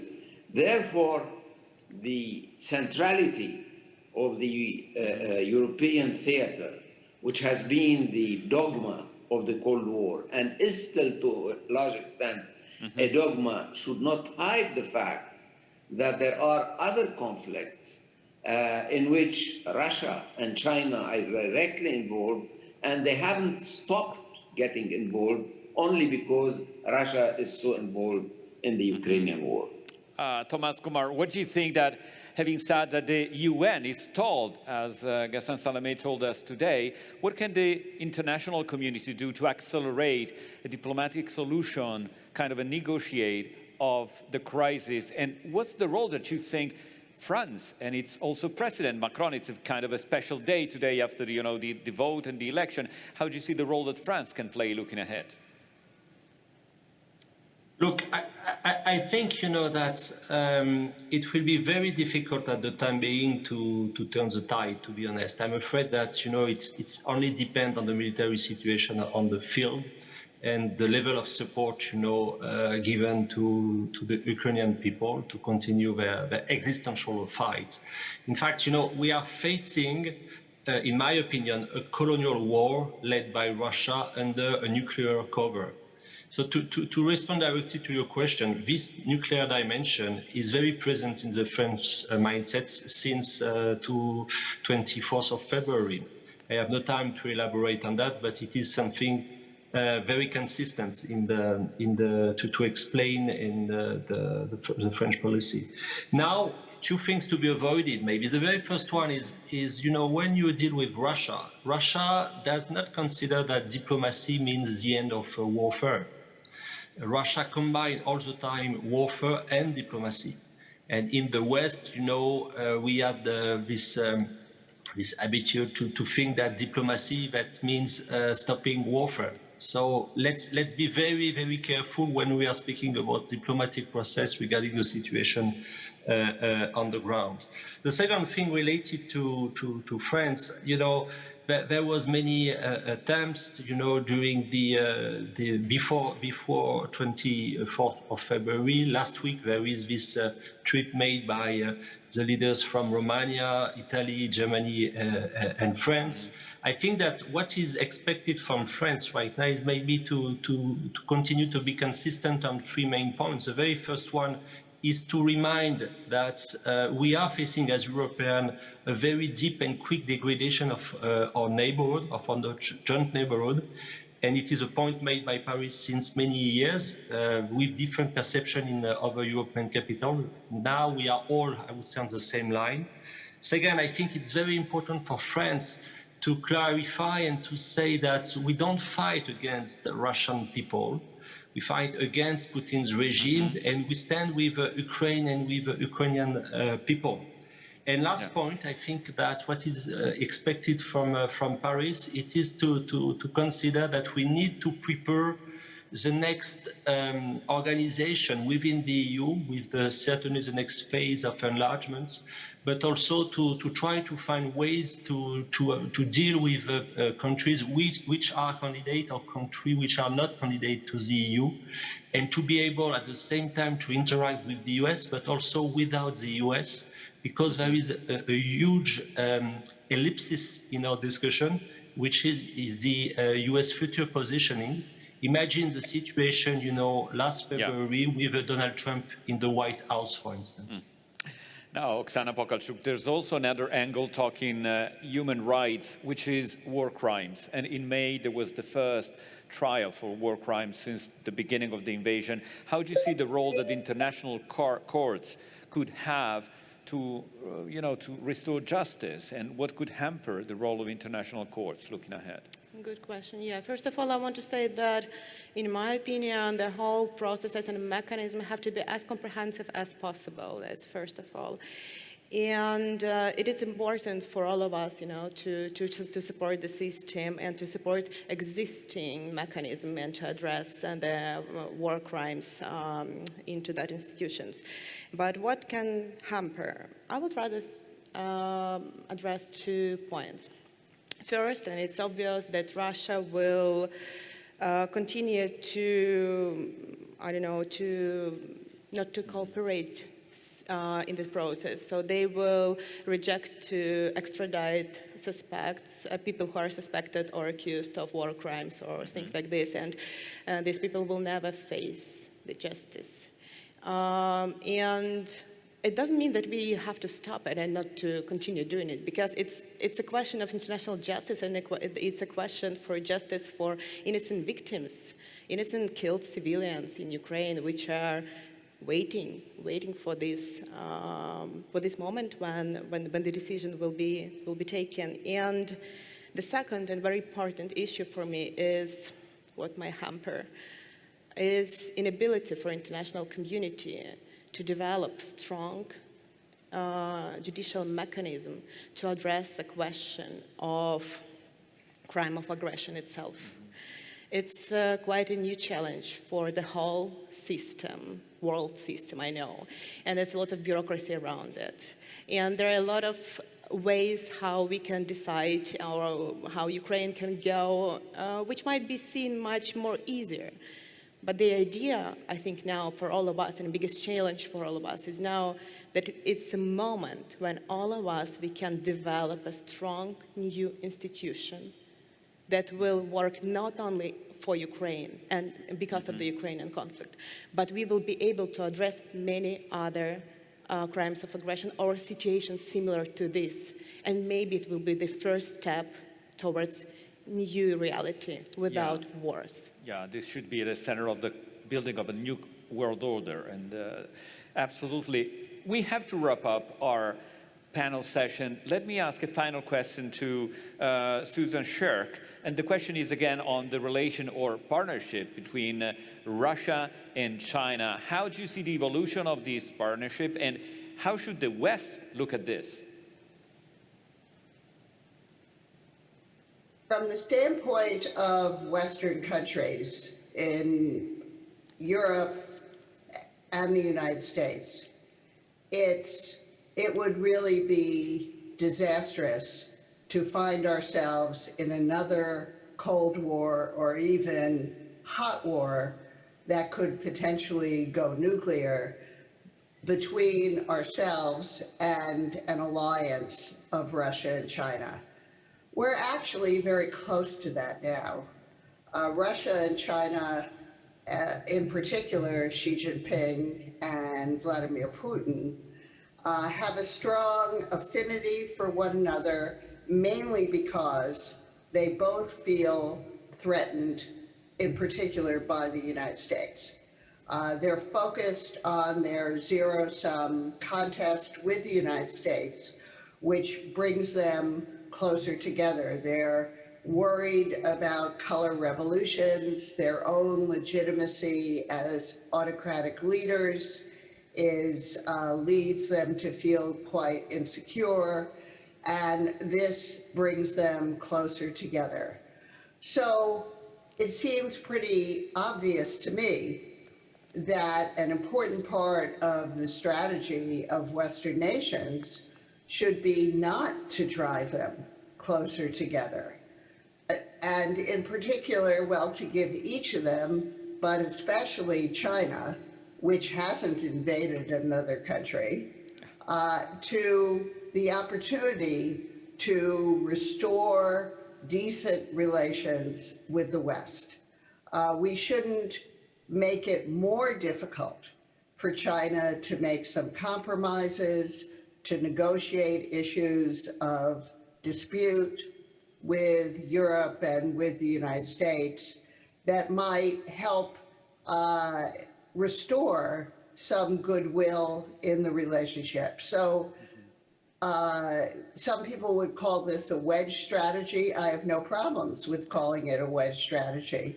Yes, we should design a strategy that preserves our own national security and our competitiveness by seeking not to drive China closer to Russia, but giving China a kind of off-ramp to restore better relations with the United States and with Europe. All right, ladies and gentlemen, we have to leave it there. Thanks again to Susan Shirk and Thomas Komar, Ghassan Salameh, and Oksana Pokalchuk. Thank you so much.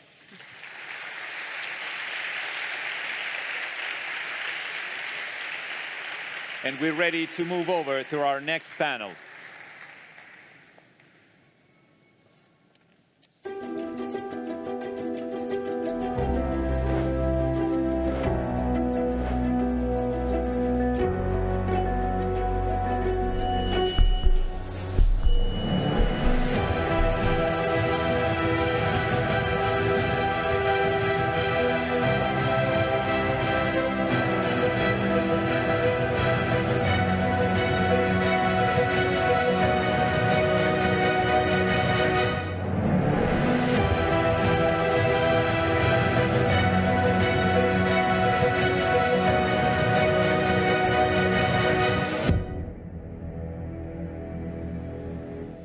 Well, rescuing global economy. Global economy is facing unprecedented challenges. As you know, inflation, the energy prices, and the slowdown in the global recovery after the pandemic are connected with the war, but they're not just based on the war. This is what we're going to discuss with the panel. Let me introduce the panelists. Professor Bambang Brojonegoro, who's co-chair of the T20 Indonesia, which is co-chair of this event, and former Indonesian Minister of Finance. Welcome here at Bocconi University, Luis de Mello, Director of the Policy Study Branch at the Economics Department of the OECD, which is the other co-host here at the event. Livio Stracca, Deputy Director, General Manager, Macroprudential Policy and Financial Stability of the ECB. And in connection, Sharon Stone, Chair of the Deloitte Global Board of Director. Welcome, everyone. Let me ask you, Sharon Stone, the first question, because yes, the world is facing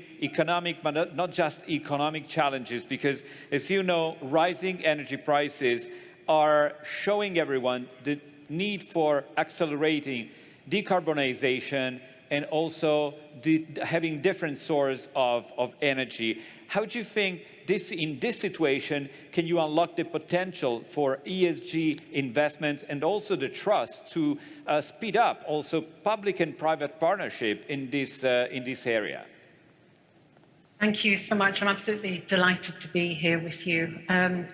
Reaching net zero requires the global economy to transform beyond recognition.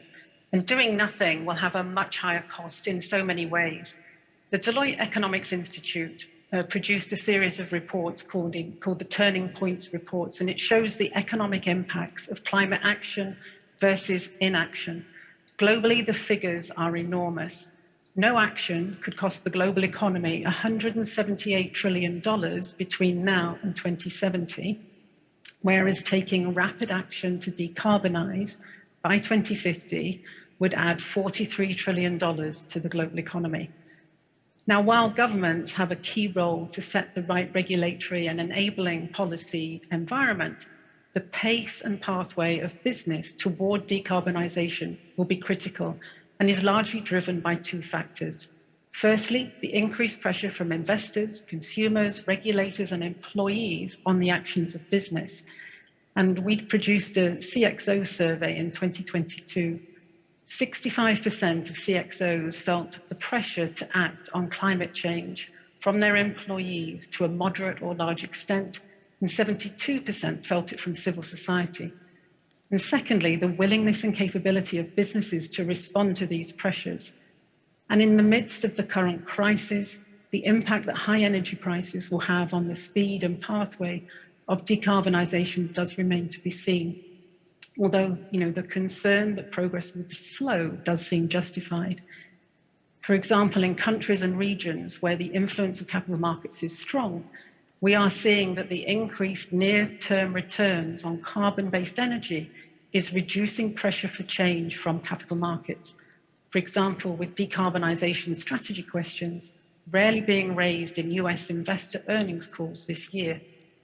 And at the same time, high energy prices may be shifting public and consumer near-term priorities towards inflation and making ends meet, which in turn may constrain what regulatory action is feasible in the near term. Different regions, as you know, will experience this differently. In the US, high energy prices tend to create a political dynamic where topics such as removing subsidies or reducing permits for oil exploration are hard to advance. Conversely, in Europe, high energy prices combined with the desire to reduce dependence on Russian energy has advanced political efforts to transition towards renewables. But with many believing that a recession is increasingly likely, we may see investors acting more cautiously. However, there are some positive influences that counter these trends. Firstly, the scale of capital explicitly focused on ESG-related investment continues to grow, and much of that capital will continue to search out and reward climate-friendly innovations and businesses. At their current growth rate, ESG-mandated assets are on track to represent half of all professionally managed assets globally by 2024. And secondly, the higher cost of conventional energy will speed the shift to clean and renewable energy sources and the development of the market for them. And thirdly, many of the world's largest, most respected organizations have announced decarbonization commitments that they will find very hard to walk back from.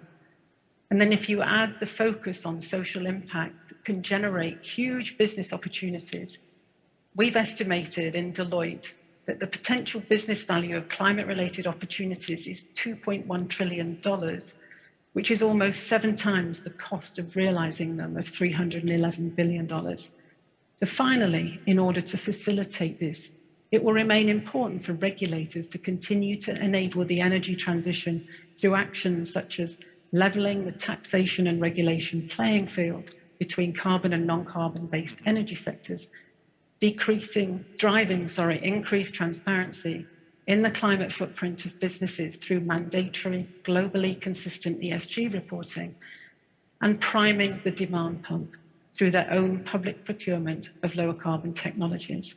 Thank you. Thank you, Sharon Thorne. Thank you again. It's a difficult time to be at the government and to be a central banker today. So there's a really complicated situation, inflation on one hand, slowdown of the economy on the other hand. Luis de Mello, first of all of these factors brought you to slash your economic focus for the current year and next year.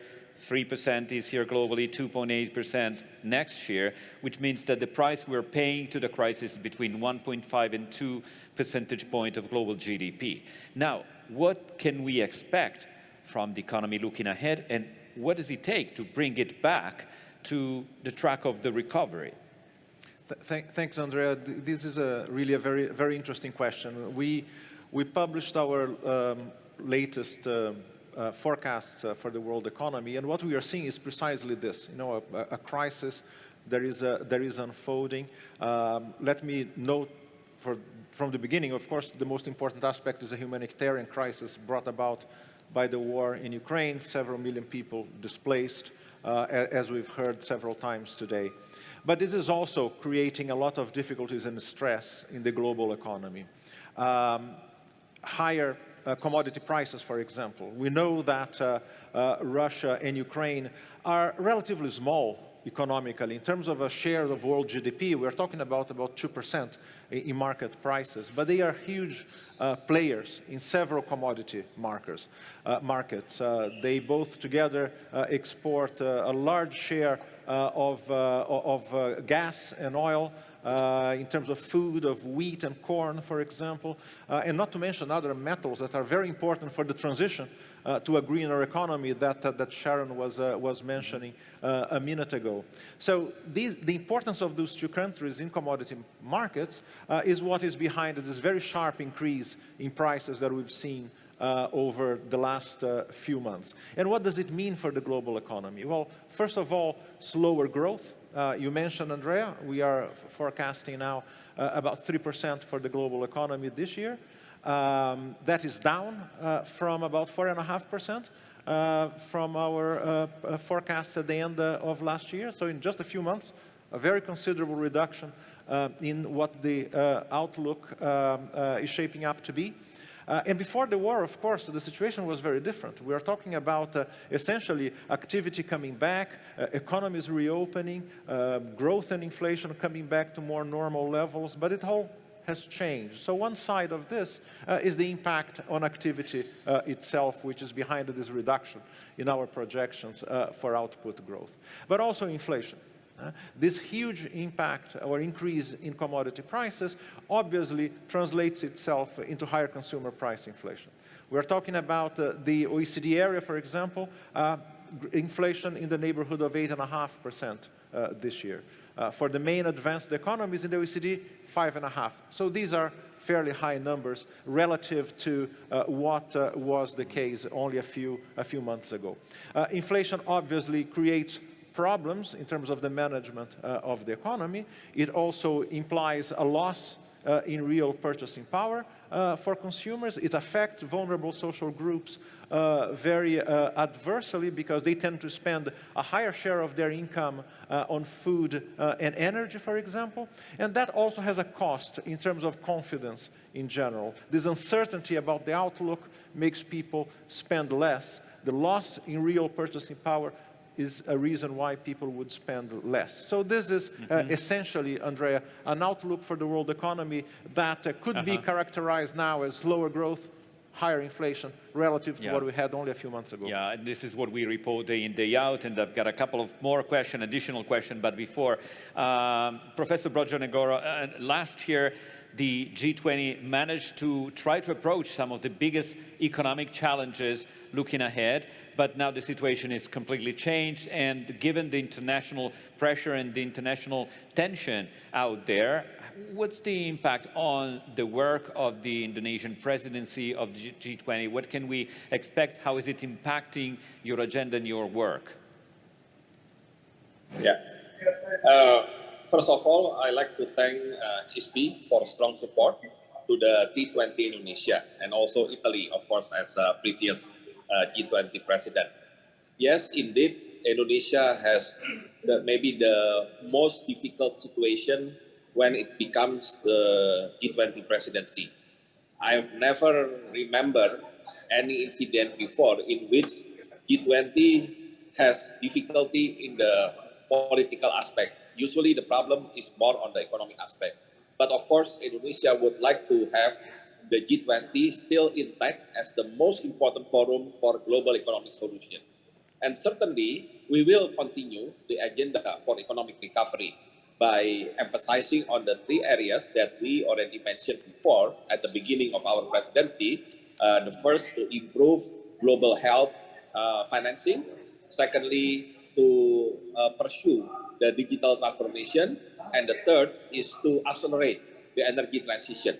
Of course, the situation is different than when we started the G20 presidency, and I think Dr. Luis de Mello already mentioned, for example, the danger of stagflation, I mean slow growth and high inflation at the same time. And certainly we need to find a solution at least to tackle this issue, this threat of stagflation. And I believe, for example, in the issue of the high inflation, there are some immediate action that needs to be done by all the members of the G20. Number one, trying to remove all the possible trade barriers to make sure potential high inflation can be minimized. And secondly, of course, we are trying to find a way to make sure our supply chain works well. And of course, there has to be willingness of each member country trying to find a solution to, to solve the problem with the high inflation. I think the current high inflation, I think, is quite dangerous, for the economic recovery itself, because then people think current recovery is not good, because then people experience high inflation simply because high demand cannot be, anticipated by the production on the supply side. Yeah. I think that will be the situation. And again, Indonesia would like to keep continuing the agenda of economic recovery, and we still like to have G20 intact. Thank you for that. And Livio Stracca, first of all, everyone is feeling the pain of inflation, developing countries, the US, Europe, and you're walking as central bankers on a very narrow path. If you do too much, you risk to harm the economy. If you do too less, inflation will continue to run. How do you see the main decision that the ECB is taking, and what the chances are to calm down and mitigate inflations currently? No, thanks, Andrea, for the question. So of course, we are all well aware that inflation is high, and we know the reasons. I think Luis has explained very well. I would say that current monetary policy everywhere in the world can do relatively little to address the current levels of inflation. So it's not like a quarter basis point rate rise, would change much in that. The reason why major central banks are starting to act, and ECB is one of them, is more that basically the outlook looking beyond the short term has changed. So we were coming from a long period of pretty low inflation. I mean, in most advanced economies, not only in Europe, but also in Japan and other countries. And this downside pressure that we had before seems to have abated or disappeared. And now, if anything, the risks are more on the upside. And that requires an adjustment in monetary policy. So I would say it's more about what's beyond what new environment we are facing now, compared with the low inflation we are seeing in the previous decade. But again, to be clear, we should not expect central banks to solve the current inflation problem, which is largely outside their control. In terms of growth, I like to say that at least our growth projections are still positive, clearly, for Europe. Of course, there are headwinds, there are downside risks, so it's not that it's riskless, but we should not forget that despite all the headwinds coming from the war and from the commodity prices and so forth, the economy is still coming out from the pandemic. So the momentum from the pandemic is still there. So in a sense, there are also a lot of favorable factors to keep in mind. So although, I don't want to downplay the downside risk, but I think it's not the central scenario. I think the central scenario is still one of growth, because we had this kind of momentum coming from the exit from the pandemic. Yeah, that's interesting, because there's a lot of concern about the recession perspective, and this is good to hear from you this.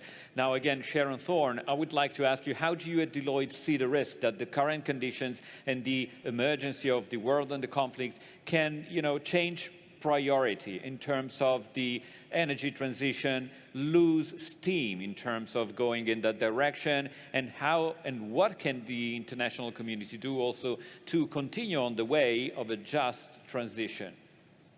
Well, I think this is critical. You've You've been talking about the impacts of high energy prices, the increased cost of living, climate change, all adding to inequality and issues around equity. And the IPCC report said that 40% of the world's population, that's about 3 billion people, are highly vulnerable to the impacts of climate change. And the income reduction caused by the pandemic has increased global poverty rates substantially. There can be no transition unless it is a just one. And it's crucial that the solutions that we consider do take everybody into account, and also that they have to be scaled to make them affordable. I strongly believe that all businesses have to step up and take action, and we have to challenge ourselves to change for the better. We have to work with government and civil society to deliver a future that works for all. And one example that Deloitte has been investing in India, we're working with organizations like Pratham and Katha to change the lives of 50 million girls by 2030. We're focused on primary school education and supporting girls to stay in school and thrive. But really importantly, we've seen huge advances in innovation and the availability of technology, which is aimed at tackling climate change, which is tremendous and gives me hope for the future. But the technology is not always visible, it's not always ready to be leveraged, so we need to get working on that. And the green premium is still very high. We need richer nations to invest heavily to scale solutions, to make them affordable and usable for the rest of the world. And I think business has a key role to play in identifying, investing in and delivering projects. And there's a great example between Bill Gates and the Catalyst organisation working with the UK government to invest £400 million in green hydrogen, long-term energy capture, sustainable aviation fuel, and direct air capture to help reduce the green premium. Another really good opportunity is for businesses to become net positive. The World Economic Forum has estimated that nature-positive business models would generate more than $10 trillion in additional opportunities and support 395 million jobs by 2030. But it's also important for governments to respond in a way that harnesses this economic and political pressure to catalyse long-term change towards a just transition, rather than solely short-term investments. And voters and consumers have a key role to play to hold public and private institutions accountable. And we have to see more public and private collaborative approaches with governments. So there's a lot of work ahead, but we have to prioritise creating a more sustainable, equitable world, and one that leaves nobody behind. Sharon Thorne, thanks again. Let me get back talking economy with Luis de Mello, because we mentioned some risks. First, market are pricing, not just the equity market, which had the ugliest start of the year in history, but also the fixed income market is pricing the risk of a recession in 12 to 18 months in the US, but also in Europe. Do you think this is kind of the destination, the major risk for the economy? And what's your sense of this? Yeah, thanks, Andrea. No, indeed, we are talking about a lot of uncertainty around these projections, and there are downside risks, as Livio mentioned a minute ago. There are risks, for instance, associated with the economic effects, the continued economic effects of the war on commodity prices. Are prices going to remain higher for longer than we are expecting? Are there further disruptions in supply chains that could create further cost pressures for our businesses? There is uncertainty regarding the outlook for inflation. Is inflation going to remain higher for longer than we are anticipating? Pressures in financial markets that you mentioned, Andrea, vulnerabilities elsewhere in the economy. Let's not forget the pandemic. The pandemic is not over. There is always a risk that other more aggressive or more contagious variants may come up that would complicate the management of the economy even more. But there is, of course, notwithstanding all these risks, a lot of options for policy. One is clearly dealing with the humanitarian crisis, especially in countries that are most affected, neighboring countries to Ukraine, dealing with the refugees. That's also a very important immediate task. There is a lot also on the monetary and fiscal, so the macroeconomic front, making sure that inflation expectations over the longer term remain as well hinged as possible around the targets that central banks have to guide their action. On the fiscal side, how scope for increasingly focusing on targeted measures that can support those social groups most adversely affected by the increase in prices and so on. And one point that is of a longer-term nature, a more structural nature, that Sharon mentioned herself before, is not to waste an opportunity that we have now to make sure that the recovery, when it picks up further momentum, is also driven by productivity gains. Let's not forget, even before the war, even before the pandemic, the world was already facing this gradual decline in productivity growth. It's very important to make sure that from now on, we manage to reverse that trend. On the climate front, also extremely important. There is a lot of emphasis that is being placed now on dealing with vulnerabilities in energy markets, on making sure that our energy supply is as resilient as possible, but also the opportunity to use the moment we are going through to make further progress to decarbonize our economies. Sharon mentioned lots of different policy priorities there that I don't need to repeat, but make sure that governments use all the tools that they have at their disposal to encourage the shift towards greener, cleaner energy sources, because that's what will be needed over time so that we can make sure that we can meet the agreed climate change targets. So an opportunity here, if I can highlight this more positive tone or note about the future, is that yes, we are going through a very challenging period, but we also have the opportunity through international collaboration,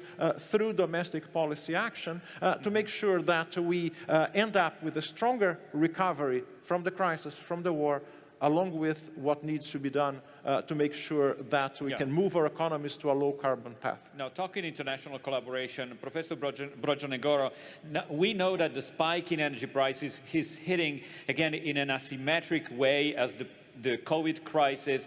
Developing countries are paying a very high price. And how do you think that international cooperation could help sustain these countries currently and looking ahead also next year? Yeah, certainly on the short term, the way we are dealing with this high energy price is unfortunately through a very unpopular fuel subsidy price.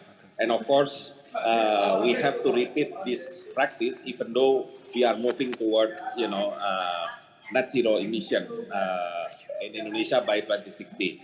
But I believe this is for short term and to deal with potential high inflation that can be created by rising energy prices. But in the medium to long term, I believe the international cooperation will be very much important, at least to accelerate energy transition in countries like Indonesia that still depends a lot on the fossil fuel, both fuel and the coal. And certainly the way international cooperation supports countries like Indonesia or other developing economies is by providing what we call the green financing. And of course, this green financing is not just the financing that intended for renewable energy projects, but more importantly, on the cost of fund itself. I believe there has to be more allocation for green financing to developing economies, but with relatively low cost of fund. How can we make the cost of fund lower? Certainly, I think Sharon and Dr. Temelo already mentioned the importance of what we call blended financing. So not only public and private money, public money and commercial, but also we have to incorporate the concessional financing as well as the support from the philanthropy. I just attended the International Philanthropic Conference this morning in Bali, and certainly there are enthusiasm from the philanthropic community to participate in this scheme of blended financing together with budget money, public money, private commercial money, as well as concessional financing coming from the multilateral development bank. So I believe that could be the future of dealing with potential high price of energy now and the future. But certainly for very short term, unfortunately, we still have to rely on the price subsidy in order to make sure purchasing power of our citizens will not be affected by increasing energy price. Well, thank you for that. Well, certainly the future of the economy will heavily depend on monetary policy. And Commissioner Gentiloni said the ECB is evolving its monetary policy, Livio Stracca. As we speak, Madame Lagarde is addressing the European Parliament. The Governing Council last week had to call an emergency meeting to discuss the market reaction to your decision to start raising rates. Not just that, but is, the latest decision was to urge your offices to provide a new tool of monetary policy, anti-fragmentation, to allow monetary policy to be transmitted in all the countries in the same way with the same effectiveness. This is because the spread was starting to widen again. What do you make of that? Where are you in building this new kind of monetary policy instrument?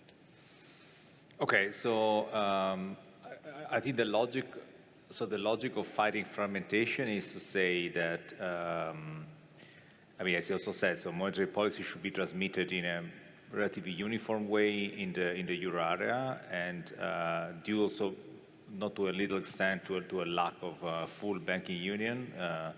Financing conditions in countries are heavily influenced by the financing condition of the sovereigns. So if the sovereign yield is high, then this provides a bit of benchmark for all other costs of financing for the economy. So in a sense, so that's why sovereign needs and sovereign spreads are crucial for the transmission of monetary policy, and it shouldn't be in a full banking union. It should not be, but still we are not there. So so the idea is to say that there is a commitment which is more at present more in terms of objective than still a concrete tool, but is a question of commitment to avoid sharp movements in spreads that do not reflect fundamentals. So the idea, the challenge is a bit to separate the fundamentals-driven spreads from speculation or self-fulfilling prophecy-driven spread. Normally you see the difference. If you see sharp movements in the absence of news, that tells you is more likely to be self-fulfilling phenomena, something that evolves more slowly over time and is correlated with fundamentals, is more likely to be driven by fundamentals. But I think in general, nobody wants to see a repetition of the euro debt crisis of 10 years ago. So the focus really now is much more on prevention than reaction compared with 10 years ago. So also to show that we have learned something from the past. Yeah, absolutely. Yeah. And all the announcement of this that we as journalists call the shield, anti-fragmentation, cool down the spreads and the markets. Will it be ready for the July meeting of the Governing Council? That I cannot answer the question. I honestly also don't know. So. All right. Okay. Thanks again to all our panelists, Bambang Brojonegoro, Luis de Melio, Livio Stracca, and Sharon Thorne. Thank you so much for this.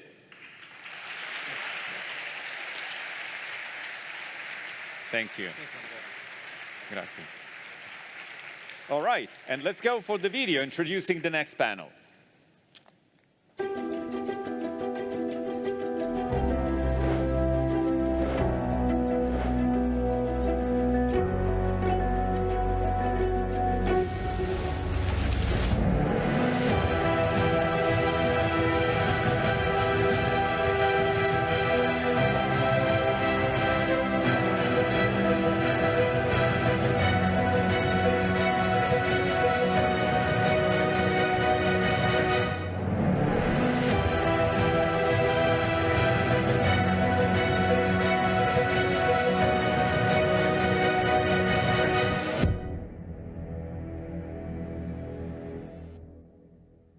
Session on a green transition.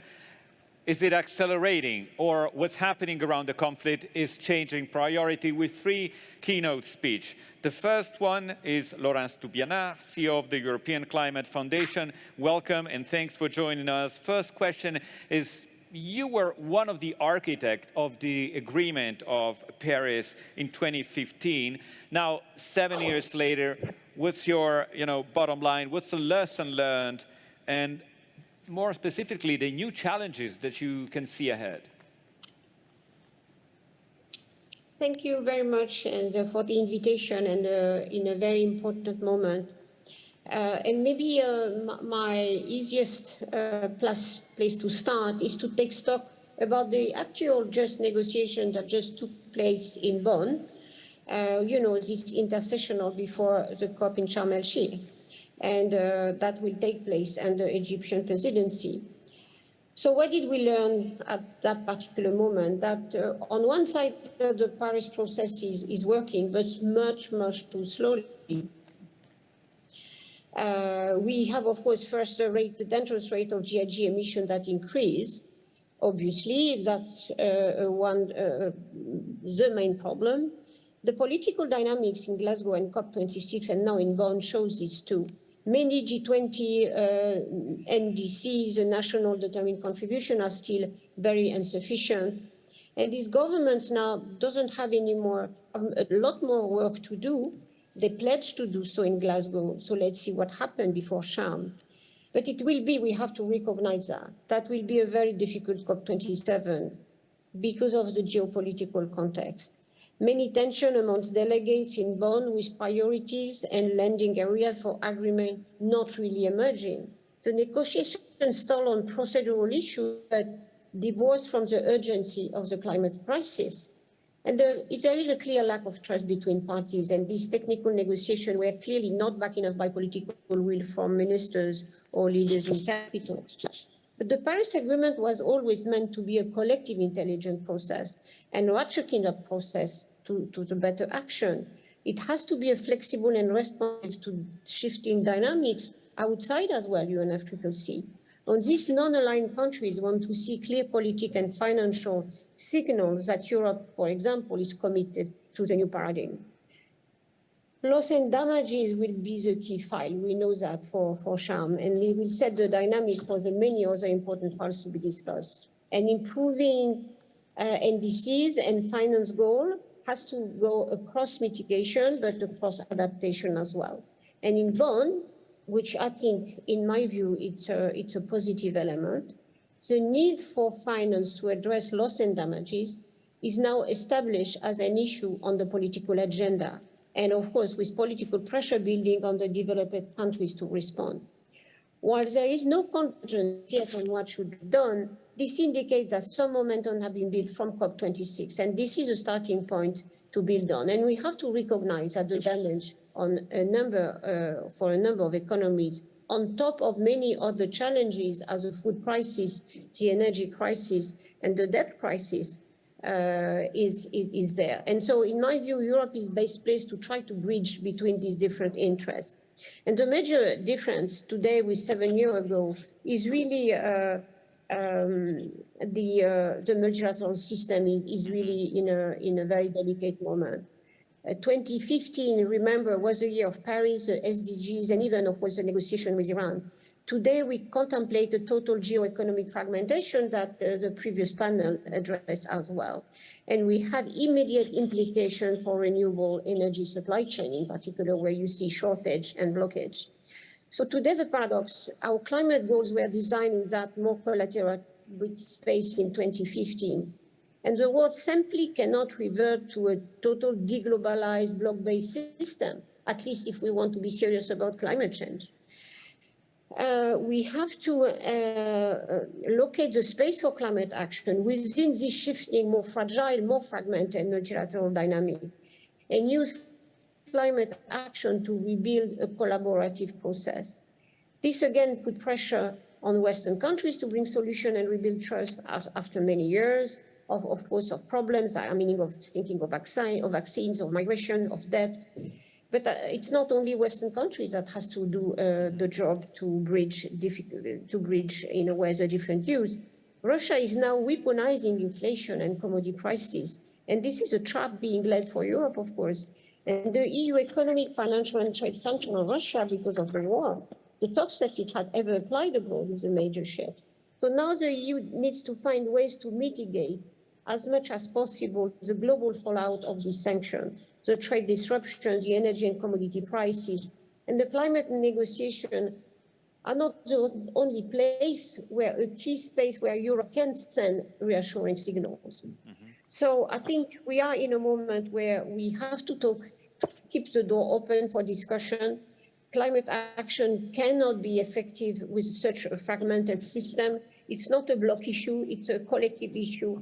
And I hope that countries will realize that it is really a suicidal approach to consider that the geopolitics should prevail against this collective action where everybody is impacted.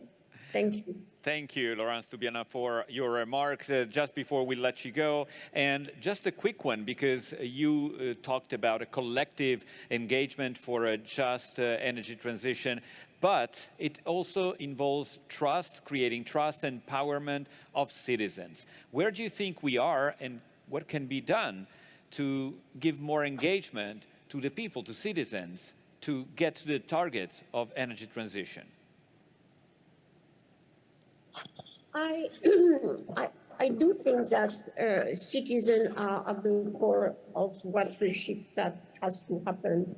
And we see, of course, different visions depending on different societies. Just think about the discussion that is happening in Africa, where, of course, the discussion is to use more gas and more oil to ensure energy access for all African citizens. So there is this vision, and there is other vision that we have to accelerate the transition out of fossil fuels. So I think we have to understand the different what is at work in the different societies and try to bridge and to have a common perspective. And that's why I think EU has, in a way, good and positive and serious proposal to be made to Africa, for example. But I do think that we have to develop these ideas of the just energy transition. And in particular, it has to be a collective exercise. I think about, for example, on one side, the relation between developed countries, Europe in particular, and other countries. We have to see that there will be an accompaniment. I can take an example I find interesting, two ones. One is the South Africa just energy transition plan, where there is a number of developed countries, and the interest, in my view, the value of this South African plan is it was in a way drafted and imagined by a collective thinking in South Africa by a commission where all the stakeholders were present. And so for me, it was a very, very good example, and we should follow that. On the other side, I think we have to understand on the European societies that we have to make an effort on, the way we consume, the way we have to restrain our own consumption if we want to give space, in particular when you look at food and energy prices, and at the same time bearing the cost of mining as well. For example, I take the example, there is only one lithium mine in EU, in Portugal.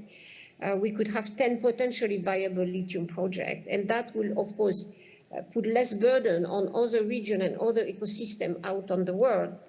But I think for this to happen, we need really the involvement and the ownership of the citizen on the ground. If not, we will just produce more conflict and more tension. And so that's why I do think that the transition has to take place based on citizen initiative and responsibilities and ownership, like energy cooperative or energy communities, for example, like the ones happening in Germany. But then at the same time, creating bonds between, the climate movement in Europe and the climate movement in other regions. And I can think a lot about Africa and, of course, Asia. And in particular, my foundation very active into trying to make the links between the citizen at world level. Because I'm confident that the government would not move or would see the future differently if the citizens were more involved into designing the futures they want. And I do think that is my message. Thank you so much, Laurence Tubiana. And let me move to Ambroise Fayol, which is Vice President of the European Investment Bank. Welcome to the Global Policy Forum. And first of all, I want to ask you, European Union has been at the forefront of the push for the energy transition from the Green New Deal to Fit for 55. Now, the world stepped in, and I would like to know what's your understanding of the impact of the war on this process, the energy transition. Is it a burden? Is it something that is slowing down? Because we do have short-term emergency. We know that in Germany, for example, they are revamping some coal-based energy plant of production, or this is the chance to accelerate the sustainability path. Well, good afternoon. Many thanks for the invitation.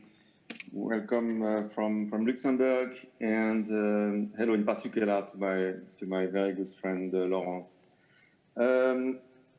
What I would say is clearly the global economy was showing signs of recovery from the severe COVID-19 pandemic. And actually the war in Ukraine has created a new massive shock on top of the tragic toll of this in Ukraine. This has deep implications for the global economy, particularly for the energy and food security. And the starting point for us, we are the EU bank. We are investing a lot in transforming the Bank of the European Union into the climate bank. We have very ambitious targets that have been set on that. We have an energy lending policy that is also very ambitious. We intend to do half of our projects having a climate action and environment sustainability component by 2025, and to trigger a lot of investment together with private sector investors to support the transformation and the transition in greening. And actually, and also in terms of Paris alignment of all our projects, now since 2021 are Paris aligned, and also we have put in place what we have announced in Glasgow, which is Paris alignment for our counterparts, which is also very important to make sure that the project we finance are really going in a direction that is the direction of climate neutrality of Europe in 2050. And while it is clear that diversification of gas supplies is something that countries look at currently, this is only a part of the answer to this big challenge that we face with the Russian invasion of Ukraine.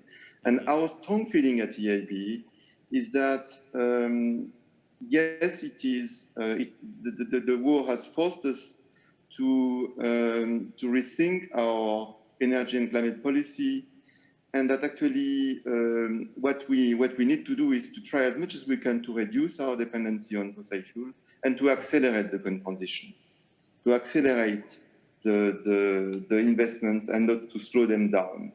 And actually, this is what we are working on together with our friends from the European Commission. And let me just give you a few directions that we are trying to do. One is in line with what the European Commission has produced a very interesting proposal that is called Repower EU.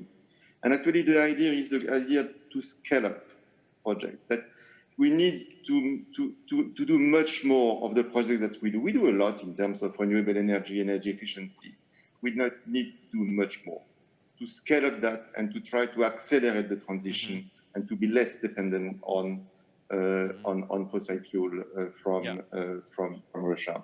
And actually, that's what we are aiming at. We are also trying to speed up also the process of innovation. We know that we will not reach the targets without innovation.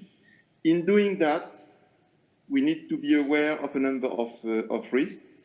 The risk of the just transition is a risk that we take extremely seriously. We need to make sure that when we do that, especially in geographies that are more dependent than others on fossil fuel, we need to make sure that we don't leave people behind. And also we need to make sure that while we we don't move from one bottleneck to another. And for example, that swapping our over-dependence on fossil fuel, we are moving to another dependency on raw material that are needed for the green transition. And for that, well, let's try to move to projects that are also inside the European Union. We have actually such projects, and the Raw Material Alliance is also looking at that. And so it is like this initiative that we are going, in our view, to strengthen the EU's strategic autonomy and resilience, and that must remain the key objective of the transition. Now, Ambroise Fayol, talking about what you do, and you were introducing, we know that European Investment Bank is the climate bank of the European Union, and climate lending is at the core of your activity. But this is a global policy forum, and climate lending can also trigger energy transition in developing countries. Can you tell us, in a nutshell, what you do in this direction? Yeah, I'll do that quickly and give a few examples of what we do. Actually, we have created a branch that is dedicated to our activity outside of the EU, which is around 20% of what we do. We do 60 billion euros projects per year, and about 10 billion of that is outside of the EU. And what we have decided is to create EIB Global that is going to work only for projects outside of the EU. So in terms of what we do, well, first, part of our policy is targeting outside of the EU. In particular, we have announced in Glasgow a policy on adaptation, an objective of tripling of activity and adaptation. Of course, this is also an issue inside the EU. But as most issues, they are global. They are not issues that are only inside the EU or only outside the EU. And adaptation is a good example of that. But we intend to develop that quite a lot, and to also increase the volume of what we finance. What we try to do also is working on creating with other multilateral development banks, of course, enabling environment. For example, we have a project with Amundi Planet that is a project that tries to develop the issuance of green bonds by financial institutions in emerging markets. And there are plenty of projects that are very interesting, and green bond issuance is much more in advanced economies than in the poorest countries. That is not something that we are okay with. We are trying, actually, Laurence made a very interesting example about what we call the Just Energy Transition Plan. One has been announced in South Africa, for South Africa in Glasgow, and we are part of the announcement from the EU side. It is absolutely essential that we are successful in this package, because this is where it is very much is at stake there, basically, in terms of transition, and how do you deal with the workers that are working in coal mines, and how are you helping to make sure that you are successful in the transition. And finally, we are also trying to mobilize the private sector, because nothing will be achieved if we don't have the private sector on board. So trying to find the right instruments, to have the funds that combine private sector, public sector, and other multilateral development banks, to make sure that we have the most impact. Ambroise Fayol, thanks again for this. And you mentioned Glasgow. Now, Alok Sharma was the president of COP26. And in this message that he pre-taped for the Global Policy Forum, he addresses also his view of the fight of climate change ahead of COP27. Good afternoon, and thank you for inviting me to participate in today's session. It's now just over 6 months since COP26, where, under the UK stewardship, nearly 200 countries agreed the historic Glasgow Climate Pact. That pact forged a path to a clean global future and kept alive the possibility of limiting the average rise in global temperatures to 1.5 degrees above pre-industrial levels. I want to thank all of you who were there alongside us on the banks of the Clyde, bringing forward your own commitments and pushing us to go further. Of course, in recent months, the world has changed. The clouds have darkened over the international landscape. War has returned to Europe. The tectonic plates within our geopolitics have shifted. Inflation is spiking around the world, debt is mounting, energy prices are rising, and globally, people are struggling to feed their families, all as we continue to deal with the effects of the pandemic. As the framing of this conference recognises, we are meeting against the backdrop of global crises and geopolitical turmoil. Yet, the current crisis should increase, not diminish, our determination to deliver on the commitments we made in Glasgow. Putin's illegal and brutal invasion of Ukraine has demonstrated to countries the dangers of relying on fossil fuels controlled by a hostile actor. And countries now understand the benefits of low-cost, homegrown renewables, the price of which cannot be manipulated from afar. Climate and environmental security are now synonymous with energy and national security, and it's clear that our long-term energy futures do not lie in fossil fuels. I'm pleased that governments are responding by accelerating the transition to clean power, but all of the evidence shows that we must pick up the pace. Here in the UK, we've recently published our energy security strategy to turbocharge our deployment of wind, of solar, of nuclear and of hydrogen. And we are using our COP26 presidency to accelerate the transition as well. We continue to push for practical progress on mitigation, on finance, on adaptation, and on loss and damage. And we continue to press for further progress in critical sectors and on clean technologies, and for world leaders to demonstrate that they are delivering on the commitments that they have made. And on every one of these issues, we will use the G7 as well as the G20, the Commonwealth Heads of Government meeting, and the UN General Assembly to urge action. Because every one of these issues is vital to achieving the change that we have agreed is necessary. And the change that we know is in our collective self-interest too. So it's time to honour the promises that were made in Glasgow and to turn commitments into action. It is time to show the world that the confidence COP26 inspired in the international system was not misplaced. And it's time to make sure that we arrive in Egypt in November able to say, although the world has changed, our resolve to tackle climate change has not. Thank you. Thank you, Alok Sharma, together with Ambroise Fayol of the European Investment Bank and Laurence Toubiana of the Climate Foundation, European Climate Foundation. Thanks, it was great having you as the keynote speaker of this session. Thank you. Now we're ready to have a quick roundtable discussion on this, and the playlist of the panelists is started with Camilla Bausch, who's director of the Ecological Institute in virtual attendance.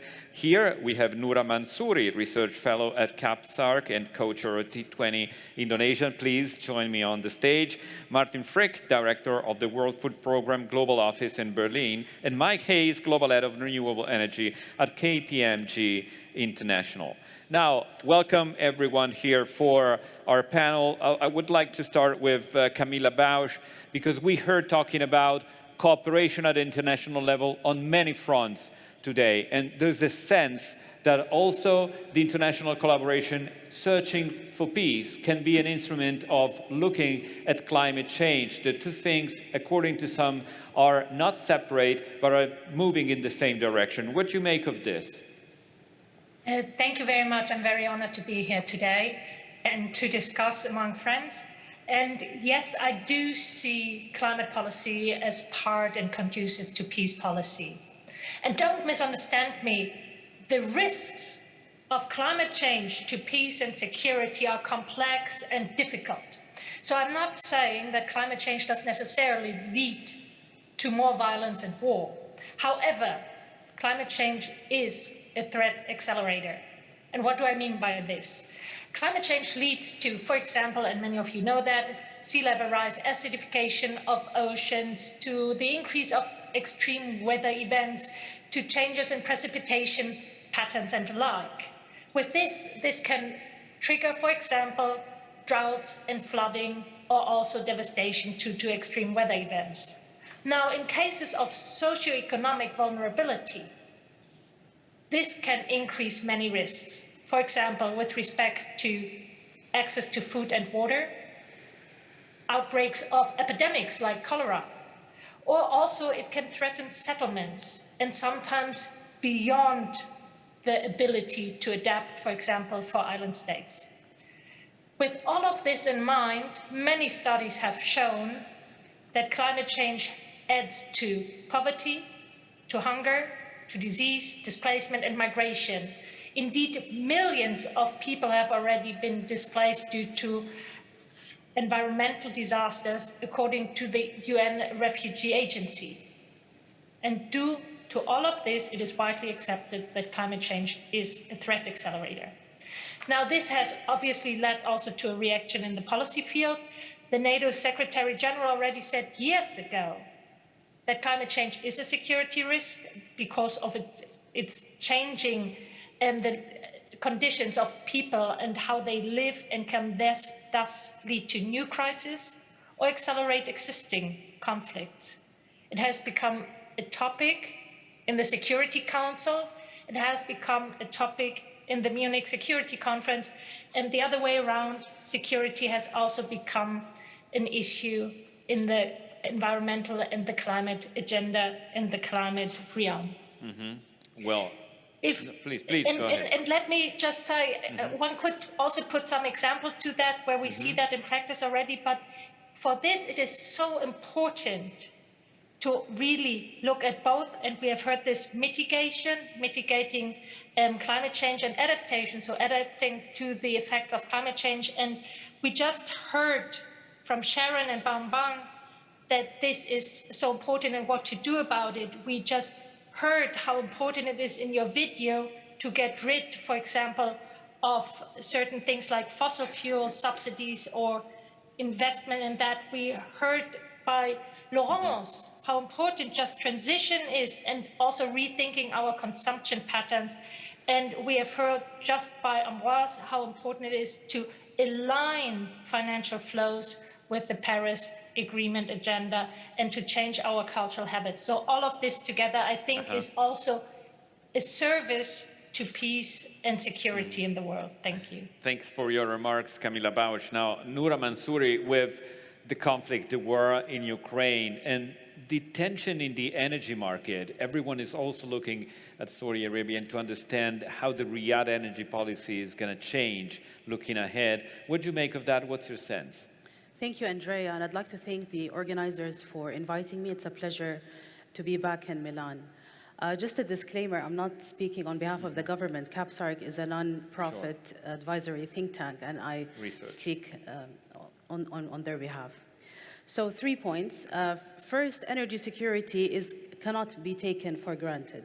Energy, of course, is the lifeblood of modern economies and central to every economic activity. And since the onset of COVID-19 and then the war on Ukraine, we saw so many disruptions impacting energy supply, rising energy prices, rising food prices, contributing to inflation and stagflation across the world.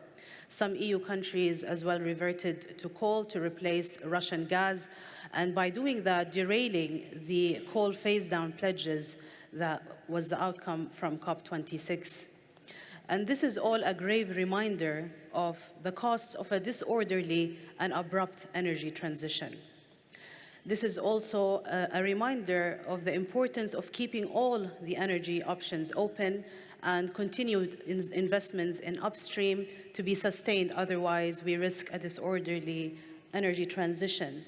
The reality tells us that climate change loses salience in the face of energy security. Secondly, the focus should be on all energy forms, including coal, oil, gas, but also critical minerals for renewables and batteries. We ought to shift the discussion from energy sources to managing energy emissions as enshrined in the Paris Agreement, Article 4. And as the energy transition picks up the pace, demand for and security of mineral supply will gain momentum and prominence. Critical minerals such as lithium, graphite, cobalt, nickel, rare earths, and copper has to be the focus. And to ensure rapid and smooth and orderly energy transition, strong investments across all energy sources and mineral supply must keep up with the rapid pace of demand growth. Finally, Saudi Arabia has always contributed to market stability through its participation in OPEC and OPEC Plus and its continued investment to increase production and maintain spare capacity. The Kingdom of Saudi Arabia has long played a central role in the international energy market, helping drive global economic growth and development. OPEC Plus has been raising output to cushion disruptions in supply, and OPEC Plus' strenuous efforts in maintaining the balance and stability in the oil market. Saudi Arabia has confirmed its role as the world energy safety valve. Thank you so much, Noura Mansouri. Now from energy to food with Martin Frick. Now, Martin Frick, we know that food prices are skyrocketing and the Food and Agriculture Organization Index has never been so high. And, 2 weeks ago on the front page of The Economist, the title was "The Next Food Catastrophe." Is there anything that can prevent this to turn from a crisis into a catastrophe, humanitarian catastrophe? What do you see happening and what can be done? Well, thank you. There is indeed a clear and present danger that we are sliding into the biggest food insecurity since World War II. I would estimate we have about 1 billion people who are chronically food secure, and we know since a couple of days that the number of people who are acutely threatened by hunger is exceeding 1/3 of 1 billion people.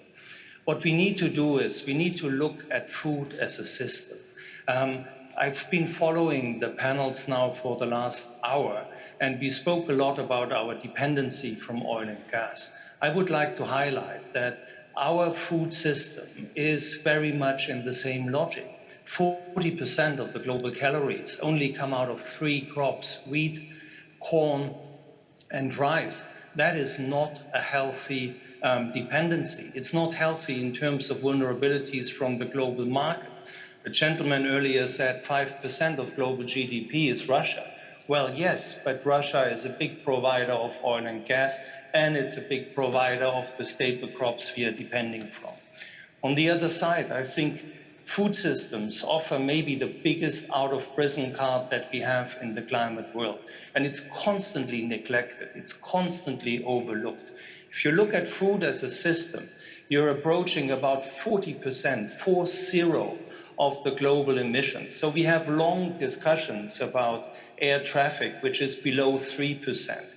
It's not an elephant in the room, it's the dinosaur in the room. And if we get our food systems right, if, for example, we are able to restore on a large scale the soils of degraded land all over the planet, but particularly in sub-Saharan Africa, we are not only building an enormous carbon sink, we are building food security, we are empowering local communities, we are seeding peace and stability, we are managing water, we are stopping internal displacement. So I would argue that in the current crisis, we need 2 things, and I will conclude with that. One is we need immediate humanitarian assistance for an unprecedented number of people, so to avoid that countries and the poorest in these countries slide into desperation and the countries slide into instability. While at the same time and in tandem, we need clever investments in building food security from the bottom up, decentralize food systems, diversify the crops that we are having, restoring soils, empowering the bottom billion, which actually happens to be exactly the smallholder farmers who are suffering most under the current circumstances. Climate justice has become a concept that over the last years went from a fringe issue to really a central issue. And Camilla before me spoke about the Security Council and climate change as a threat multiplier. If we turn that around, the investment, the money has to go into smallholder farmers. We need to empower them. That means building climate justice, and that means building stability from the bottom up. Thank you. Yeah. Well, thank you, Martin and Frank. Now, there's a clear connection between what's going on at the military level, you know, the conflict, and also what's happening at the climate level.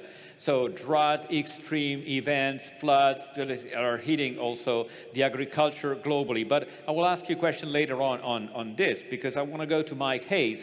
Mike, we know that to go to the transition, public money won't be enough. There will be needed an involvement of the private sector, so corporation, companies, and investors. What's their role looking ahead, and how to prevent also washing, not just greenwashing, all the kind of washing that day in, day out, we have to report that are kind of marketing, misconduct? Good afternoon, Andrea. Let me talk about investors first of all. Investors are playing an absolutely critical role in the transition for one very simple reason. They recognise climate is a financial risk and it impacts on the value of their investments. So we used to talk a lot about stranded assets. It is a very, very real issue. And a lot of people say to me that the climate agenda is principally driven by regulation. Regulation definitely has an impact, but I can tell you, and I work and live with investors day in, day out, investors are incredibly concerned about climate. And there's something really important happening. They are starting to redirect their capital. If you look at some of the announcements by some of the largest private equity investors in the world, the likes of TPG, Apollo, many others, they are gathering together vast amounts of capital to invest in the low-carbon economy. And that's because they see the policy signals. I think one of the speakers earlier spoke about what I think is a monumental piece of policy statement by the European Union, which is the Renew Power statement. That has actually sent a really strong signal to the investment community. The policymakers are serious, they've got the capital, and for me it's a great example of the public and the private coming together. We don't need the capital from the public, what we need is the policy environment that's been set up in the right way.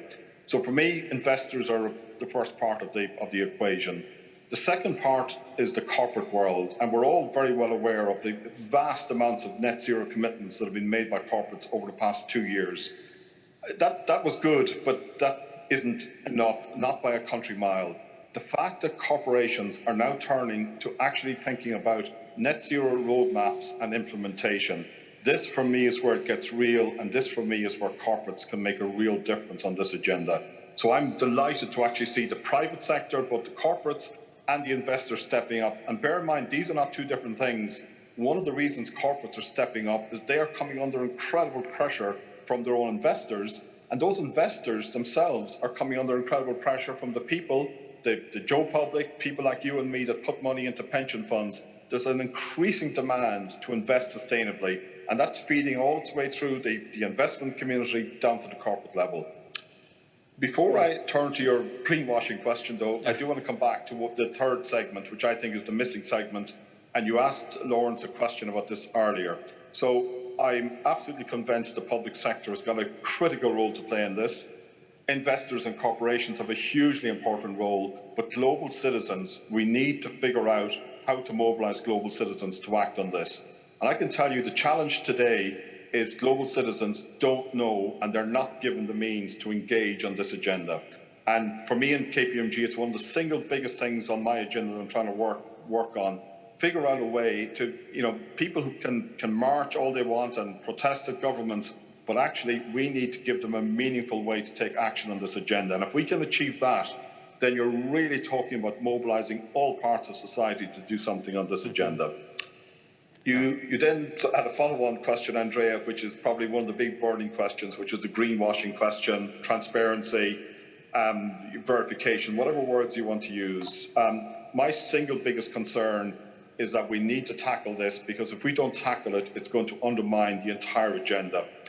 And there's a couple of really important things happening, which I'll just discuss briefly. First of all is the ISSB announcement, which came through at COP26 in Glasgow, and where there's been various pronouncements since then. So the codification and the bringing together of the different ways of accounting for climate is a really welcome development. KPMG and many other actors are heavily involved in driving this initiative. So for me, I think that's very welcome. The other piece of reporting that is really going to make a difference is this concept of climate transition plans. So the UK government brought in this concept of transition plans to make it part of TCFD in an announcement last November. And I understand that the GFANS initiative is seriously looking at this as well as something that's going to be required. This, for me, makes it much more real. So it's one thing to make a commitment, but when you're asked to produce a transition plan, and there are very defined formats being established, where you've got to set out a roadmap about how you're going to get to net zero, I think it's never going to solve the greenwashing problem in its entirety, and would take us many hours to get to the bottom of that. But I think it's one of the recent developments that's going to make a real difference. Yeah, and again, to me, it's relevant because it's all about trust, and citizens have to trust also sustainable investments. And you mentioned some of the main topics, you know, from standardization to the quality of data we rely on when we have to invest in a sustainable way. This is what has been discussed largely during the last G20, also from the Italian presidency, and it will be also discussed in the next G20. But let me get back to Camilla Bausch, because I would like to understand, in your view, the current conditions out there, so the pressure, the short-term pressure in having the energy we need, also looking at the next winter and so on, are reshaping a bit the priority of the public opinion, or there's a structural change in the political agenda, the green shift, that will remain in any case? Thank you very much.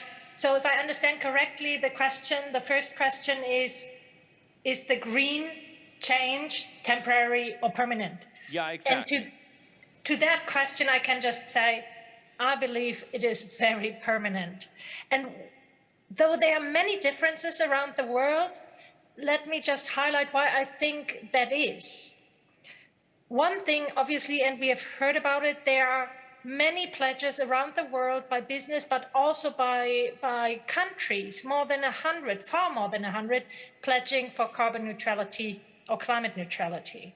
So basically, they have long-term visions, implementing long-term plans, making long-term frameworks also in their governance. That will not be easy to unravel. Secondly, unfortunately, the predictions of science have now turned into evidence. We can see and feel, as citizens, as scientists, as policymakers, the impacts of climate change. So I think there is a strong pressure to actually follow up on this. And I can see over time it has moved up the ladder. When I started with climate issues, it was kind of an expert issue. Then it became a front page issue. I think that was around 2006, 2007, at least in the European context, when the Al Gore film came out, when the IPCC published an important report, when we had a breakthrough in Bali in the international climate negotiations. Then it became a head of state issue. And now I see governments actually reshuffle around the issue of climate change. And the most prominent issue is, or governance approach, is probably the European Green Deal, framing the whole policy approach also for economic and industrial, development around a climate-friendly world. Now, and if we now come to the citizens, obviously that is key. Without the citizens, if you look in a democratic Western world, you cannot actually do policies. You have to have their backings. And again, the world is very diverse. So let me stay with industrialized and democratic countries. The Fridays for Future movement really pushed the envelope. They really made people act. And then in Germany, civil society went to court, to the Constitutional Court, and said it's not sufficient what you're doing, and then the government had to change. So it's basically due to private engagement that we see a different policy in the world right now, in the European context, for example. But we have to go beyond, and I think Mike already mentioned that, and Laurence did so as well. We need the citizens as change agents and as people who imagine the future we want to live in. And for that, citizens need also room to experiment. They need the skills, they need the funding, they need the room to come in and create together the future and also the cultural change we want to see, because as Martin has mentioned, we have to rethink, for example, food systems, and that is culturally very, very sensitive. You can see that right now. And we really need people to help us change these systems which affect them on a daily basis, or we will fail. So basically, I think there is a lot of room for citizens to act. We have seen it, and we need even more of that. Thank you. Thank you for that. Let me get back to Noura Mansouri, because many oil-producing countries are setting ambitious targets in terms of turning their economy to a sustainable economy. But these countries, they used to have the traditional energy oil income, for example, as a base of the social contract. So is this a sustainable choice looking ahead, and how do you see the evolution? Thank you, Andrea, for this very important question. So Vision 2030, which is the sustainable vision for the future of Saudi Arabia, has sustainability in its heart. So it has been at the heart of Vision 2030 since its inception. And today, Saudi Arabia is ushering towards a new era as the kingdom aims to reach net zero by 2060. And this announcement is part of the wider vision of Vision 2030 and its ambitions to accelerate the energy transition, achieve sustainability goals, and drive a new wave of investments to the country. Also, the G20 leaders have endorsed the circular carbon economy during the Saudi G20 presidency in 2020. And this is a new way of approaching climate mitigation. It's a closed-loop system that's based on reducing, reusing, recycling, and removing carbon and greenhouse gas emissions from the system. And it's a system that values all options and encourages all efforts towards climate mitigation and to reduce the accumulation of carbon and other greenhouse gases from the atmosphere, highlighting the important role of energy technologies such as carbon capture, utilization and storage, and hydrogen and others. There's also the Saudi Green Initiative and the Middle East Green Initiative, where the country aims to plant 10 billion trees in the kingdom and 40 billion trees across the Middle East region, aiming to reduce carbon emissions by 278 metric tons every year by 2030, protecting 30% of land and sea, and rehabilitating 40 million hectares of degraded lands. Saudi Arabia's also impressive natural potential for solar and wind. Saudi Arabia is capitalizing on that, and the aim is to introduce 50% renewables by 2030 in the energy mix. There's already been a launch of several projects, including Skaka solar power plant and Domat al-Jandal wind farm, and there are other projects that are underway. Other pioneering activities include Saudi Arabia's ambition to have the world's largest green hydrogen plant in Neom to produce 650 tons of green hydrogen daily. There was also the world's first shipment of blue ammonia from Saudi Arabia to Japan, and Saudi Arabia is also home to the world's largest carbon capture utilization plant in Sabic. Very recently, Saudi Aramco, the world's largest, the company with the world's largest oil reserves and the most valuable company in the world, has announced its decarbonization target to reach net zero by 2050 and reduce Scope 1 and Scope 2 greenhouse gas emissions by 15% by 2035, among other objectives. All right. Now, time is ticking, but I've got still couple of questions for Martin Frick, first of all. Martin, I anticipated the relation between climate change and food security. What do you make of this, given the extreme weather which is hitting? For example, Italy is living an unprecedented drought year to date, and the agriculture sector is in absolutely emergency. Well, we have been seeing record years over the last years, every single year. And, you know, if the general topic of politics in these times is insecurity, I'm afraid to say that the most researched fact and the best knowledge that we are having in the field of political decision-making is that climate change is going to worsen. And it's not worsening in a linear way, it's accelerating.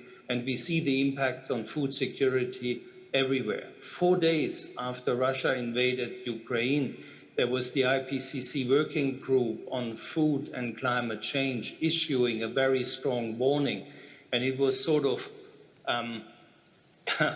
not so visible because of the invasion of Russia, but it is absolutely scary what's happening in terms of food security. So I think the changing of our food system is something that cannot wait any longer. It's something that you see in raising food prices in several years. The spike in the global food prices you're seeing since the invasion of Ukraine is just the tip of the iceberg, but we already had within the year before a 60% increase in wheat and also in other crops. We see palm oil failing in many instances. We expect a major crisis in Uganda in terms of the harvest. The Horn of Africa is experiencing the worst drought in 40 years. So we see the compounded effects of climate change on food. And so I literally have the feeling that we are running out of time here.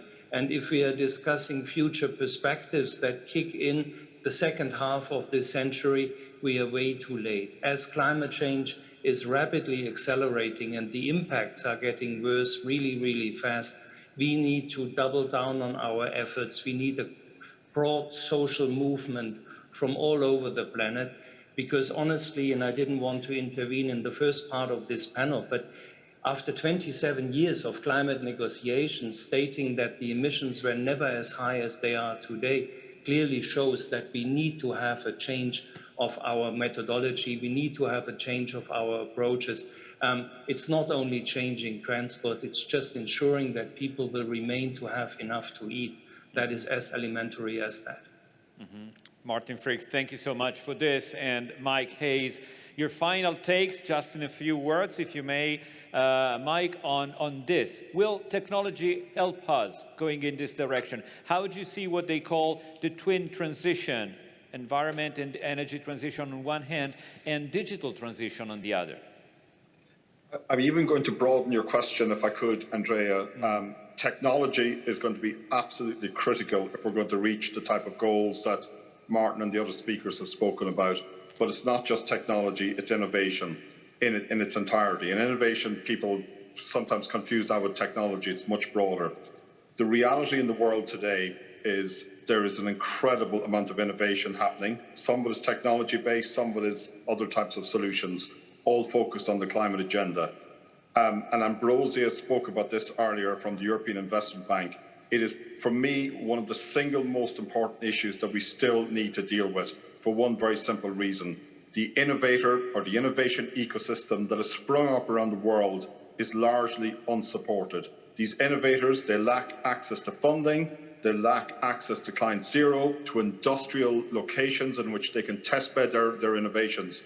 Yes, in some of the bigger companies in the world, there's some great innovations happening, but the real cutting-edge innovation I'm seeing is in other parts. It's with smaller startup operations. And I still think it is one of the single biggest challenges we need to get if we're going to really start reducing emissions. And the thing is, I've seen some of these. There's some incredible innovations happening. So one of the things that I'm sort of thinking a lot about, and I'm just going to finish on this because I know you're up against the clock, we need to find a way to bring the different actors together. We need to find a way to bring the innovators, the financial investors, and the industrial players together. So I'm working on a really big sort of what I'm loosely going to call a digital cloud platform to bring all of these players together for selected parts of the innovation agenda. That's just one of many, many initiatives, but we really need to start talking more about innovation and accelerating innovation, including the digital aspects, but not just that. So I'll leave it at that, Andrea. Thank you so much for this, Mike Hayes, together with Camilla Bausch, Martin Frick, and Noura Mansouri. Thank all the panelists. Thank you so much.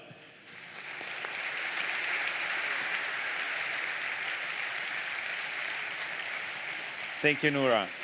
And now I'm delighted to leave the last word of this first day of the Global Policy Forum to the Secretary General of the OECD, Matthias Cormann. Excellencies, distinguished guests, this year's Global Policy Forum takes place amid heightened geopolitical tensions and the ongoing impacts of the pandemic. Russia's unprovoked, unjustifiable and illegal war of aggression against Ukraine continues, and with it, the suffering and destruction of human lives and livelihoods. This war is first and foremost a humanitarian disaster. The total international displacement of people escaping the war in Ukraine is now approaching 7 million people since the outbreak of the war. More than 8 million people have been internally displaced at some point during this war. The damage to Ukraine's economy and infrastructure is extensive and growing by the day. But of course, the repercussions of this war go well beyond Ukraine. It presents a serious, continuing threat to our rules-based international order. It adds significant instability and uncertainty to a global economy which was still recovering. Earlier this year, the recovery from the pandemic was well underway. Yes, its pace and strengths were uneven across countries and sectors, but overall things were heading in the right direction. And while inflation was rising, it was thought to be temporary. As a result of Russia's war, global growth will be lower and inflation will be higher for longer. Business investment and private consumption growth have been negatively impacted. The war has further exacerbated supply chain disruptions which had previously been brought on by the pandemic. This is pushing energy and food prices up by more and causing significant price volatility. And on top of that, zero COVID policies in China are driving further price pressures as a result of supply bottlenecks and sharply weakened Chinese economic activity. Consequently, our outlook for the global economy today is much more pessimistic than at our previous update some 6 months ago. Global growth will be substantially lower with higher and more persistent inflation. We now project global growth this year at 3%, a downward revision of 1.5% with respect to our December projections, and a further slowing next year to 2.8%. Projections for consumer price inflation have also been revised significantly upwards. We project inflation this year to average nearly 9% across the OECD, more than double our previous projection. We do expect inflation to recede slowly in 2023 as supply chain and commodity price pressures wane and monetary policy measures continue to take effect. This challenging moment in our shared history is why dialogues as this one facilitated by this forum are so important. Many of the challenges we face can only be solved through effective global cooperation. Under the Indonesian G20 presidency, the T20 continues to do very important work, including and in particular with your focus on addressing the climate change challenge and setting a clear pathway for the renewable energy transition. The fact is that the world urgently needs more ambitious and more effective action on climate change. More and more countries around the world have and are committing themselves to the goal of net zero emissions by or around mid-century. While commitments are important, though, real action and real outcomes are what ultimately really matters.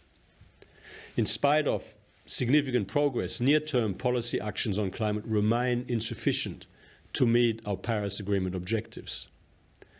Different countries in different parts of the world have different starting positions and face different circumstances and different opportunities to make their best contribution to solving the global climate change challenge. Which is why it is entirely understandable and appropriate that different countries facing different circumstances will use different policy approaches, different policy mixes to reach the same objective of carbon neutrality by mid-century. However, that diversity of policy approaches makes understanding their combined global impact more challenging and also elevates the risk of counterproductive negative spillovers. The challenge then is to ensure that the level of climate ambition and effort in individual jurisdictions can be lifted to the level required to reach global net zero emissions by 2050, while maintaining to the greatest extent possible a global level playing field. To really drive the necessary increase in climate ambition and effort around the world, we need to find ways to avoid counterproductive impacts on international trade competitiveness, causing carbon leakage as a result of lifting climate ambition and effort using different approaches around the world. We need to improve the level of international multilateral dialogue and cooperation. That is why last week the OECD Ministerial Council agreed to establish a major new initiative for an inclusive forum on carbon mitigation approaches, which will be modelled on the success of the G20 OECD inclusive framework on base erosion and profit shifting. This initiative is designed to help facilitate an evidence-based multilateral exchange of information about the different efforts around the world to reach net zero emissions. Over time, better data and information sharing about the comparative effectiveness of different carbon mitigation approaches and the sharing of best practices to reach net zero emissions will help inform better decisions around the world. The inclusive dialogue of the forum will also help contribute to a globally more coherent and better coordinated approach to climate mitigation policies. Given the global nature of the climate challenge, the success of the project in addressing climate change will rely on the widest possible participation. Participation of non-OECD G20 countries will be particularly important. Our proposal is for an inclusive multilateral dialogue which involves advanced and emerging economies as well as developing economies from around the world on an equal footing. This dialogue, informed and facilitated by technical and objective analysis, will help ensure the global effectiveness of combined carbon mitigation efforts, also by working to avoid any negative spillovers. Let me briefly touch on three additional priorities for the green transition and the digital transformation as central themes of this year's Global Policy Forum. First, aligning recovery efforts with the net zero transition is a significant opportunity to boost green growth. We must mobilize the necessary investment toward the green transition. Getting the world on track for net zero will require nearly $4 trillion US of annual investment in clean energy by 2030. This is a fourfold increase on current levels of investment. Governments alone cannot possibly get this done on their own. The private sector must be part of the solution. And to get there, we need to transform financial markets to better incorporate long-term climate risks and opportunities. Investors need to have confidence that investments labelled as green are genuinely contributing to environmental sustainability. And we must ensure policy and regulatory frameworks that support the necessary scaling up of private finance and investment in clean energy. Second, we need to ensure that the green transformation goes hand in hand with the digital transformation in a mutually beneficial and reinforcing way. Digital technologies have a key role to play in support of the green transformation. They enable green innovation, including to improve energy efficiency, smart meters, active power grids and servers, and artificial intelligence. And they improve the energy efficiency of industrial activities. But there are trade-offs that will need to be managed. The rapid growth in digital technologies has a large and growing carbon footprint, generates electronic waste, and poses additional sustainability challenges in the supply of critical minerals.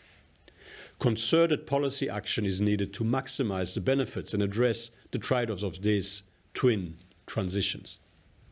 Third, we need to support a transition that is fair and people-centered.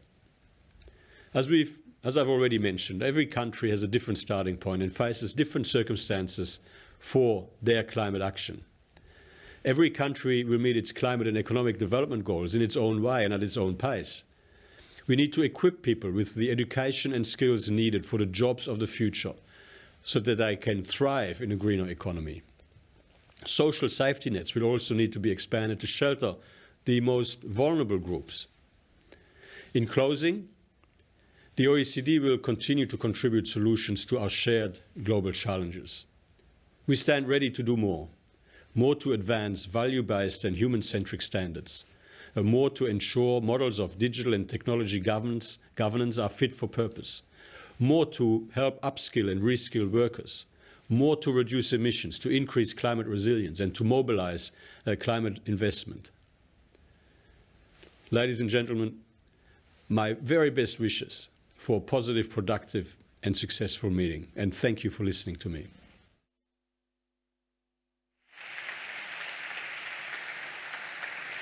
Thank you, Matthias Korman, OECD. Thanks to all the speakers of today's conference for their outstanding contribution. And thank you all for attending on site and online. I think we had an afternoon, plenty of ideas, analysis, and proposal, but it was day one. Day two of the Global Policy Forum continues tomorrow, starting at 2 p.m. CET. So thanks again, and good evening, everyone.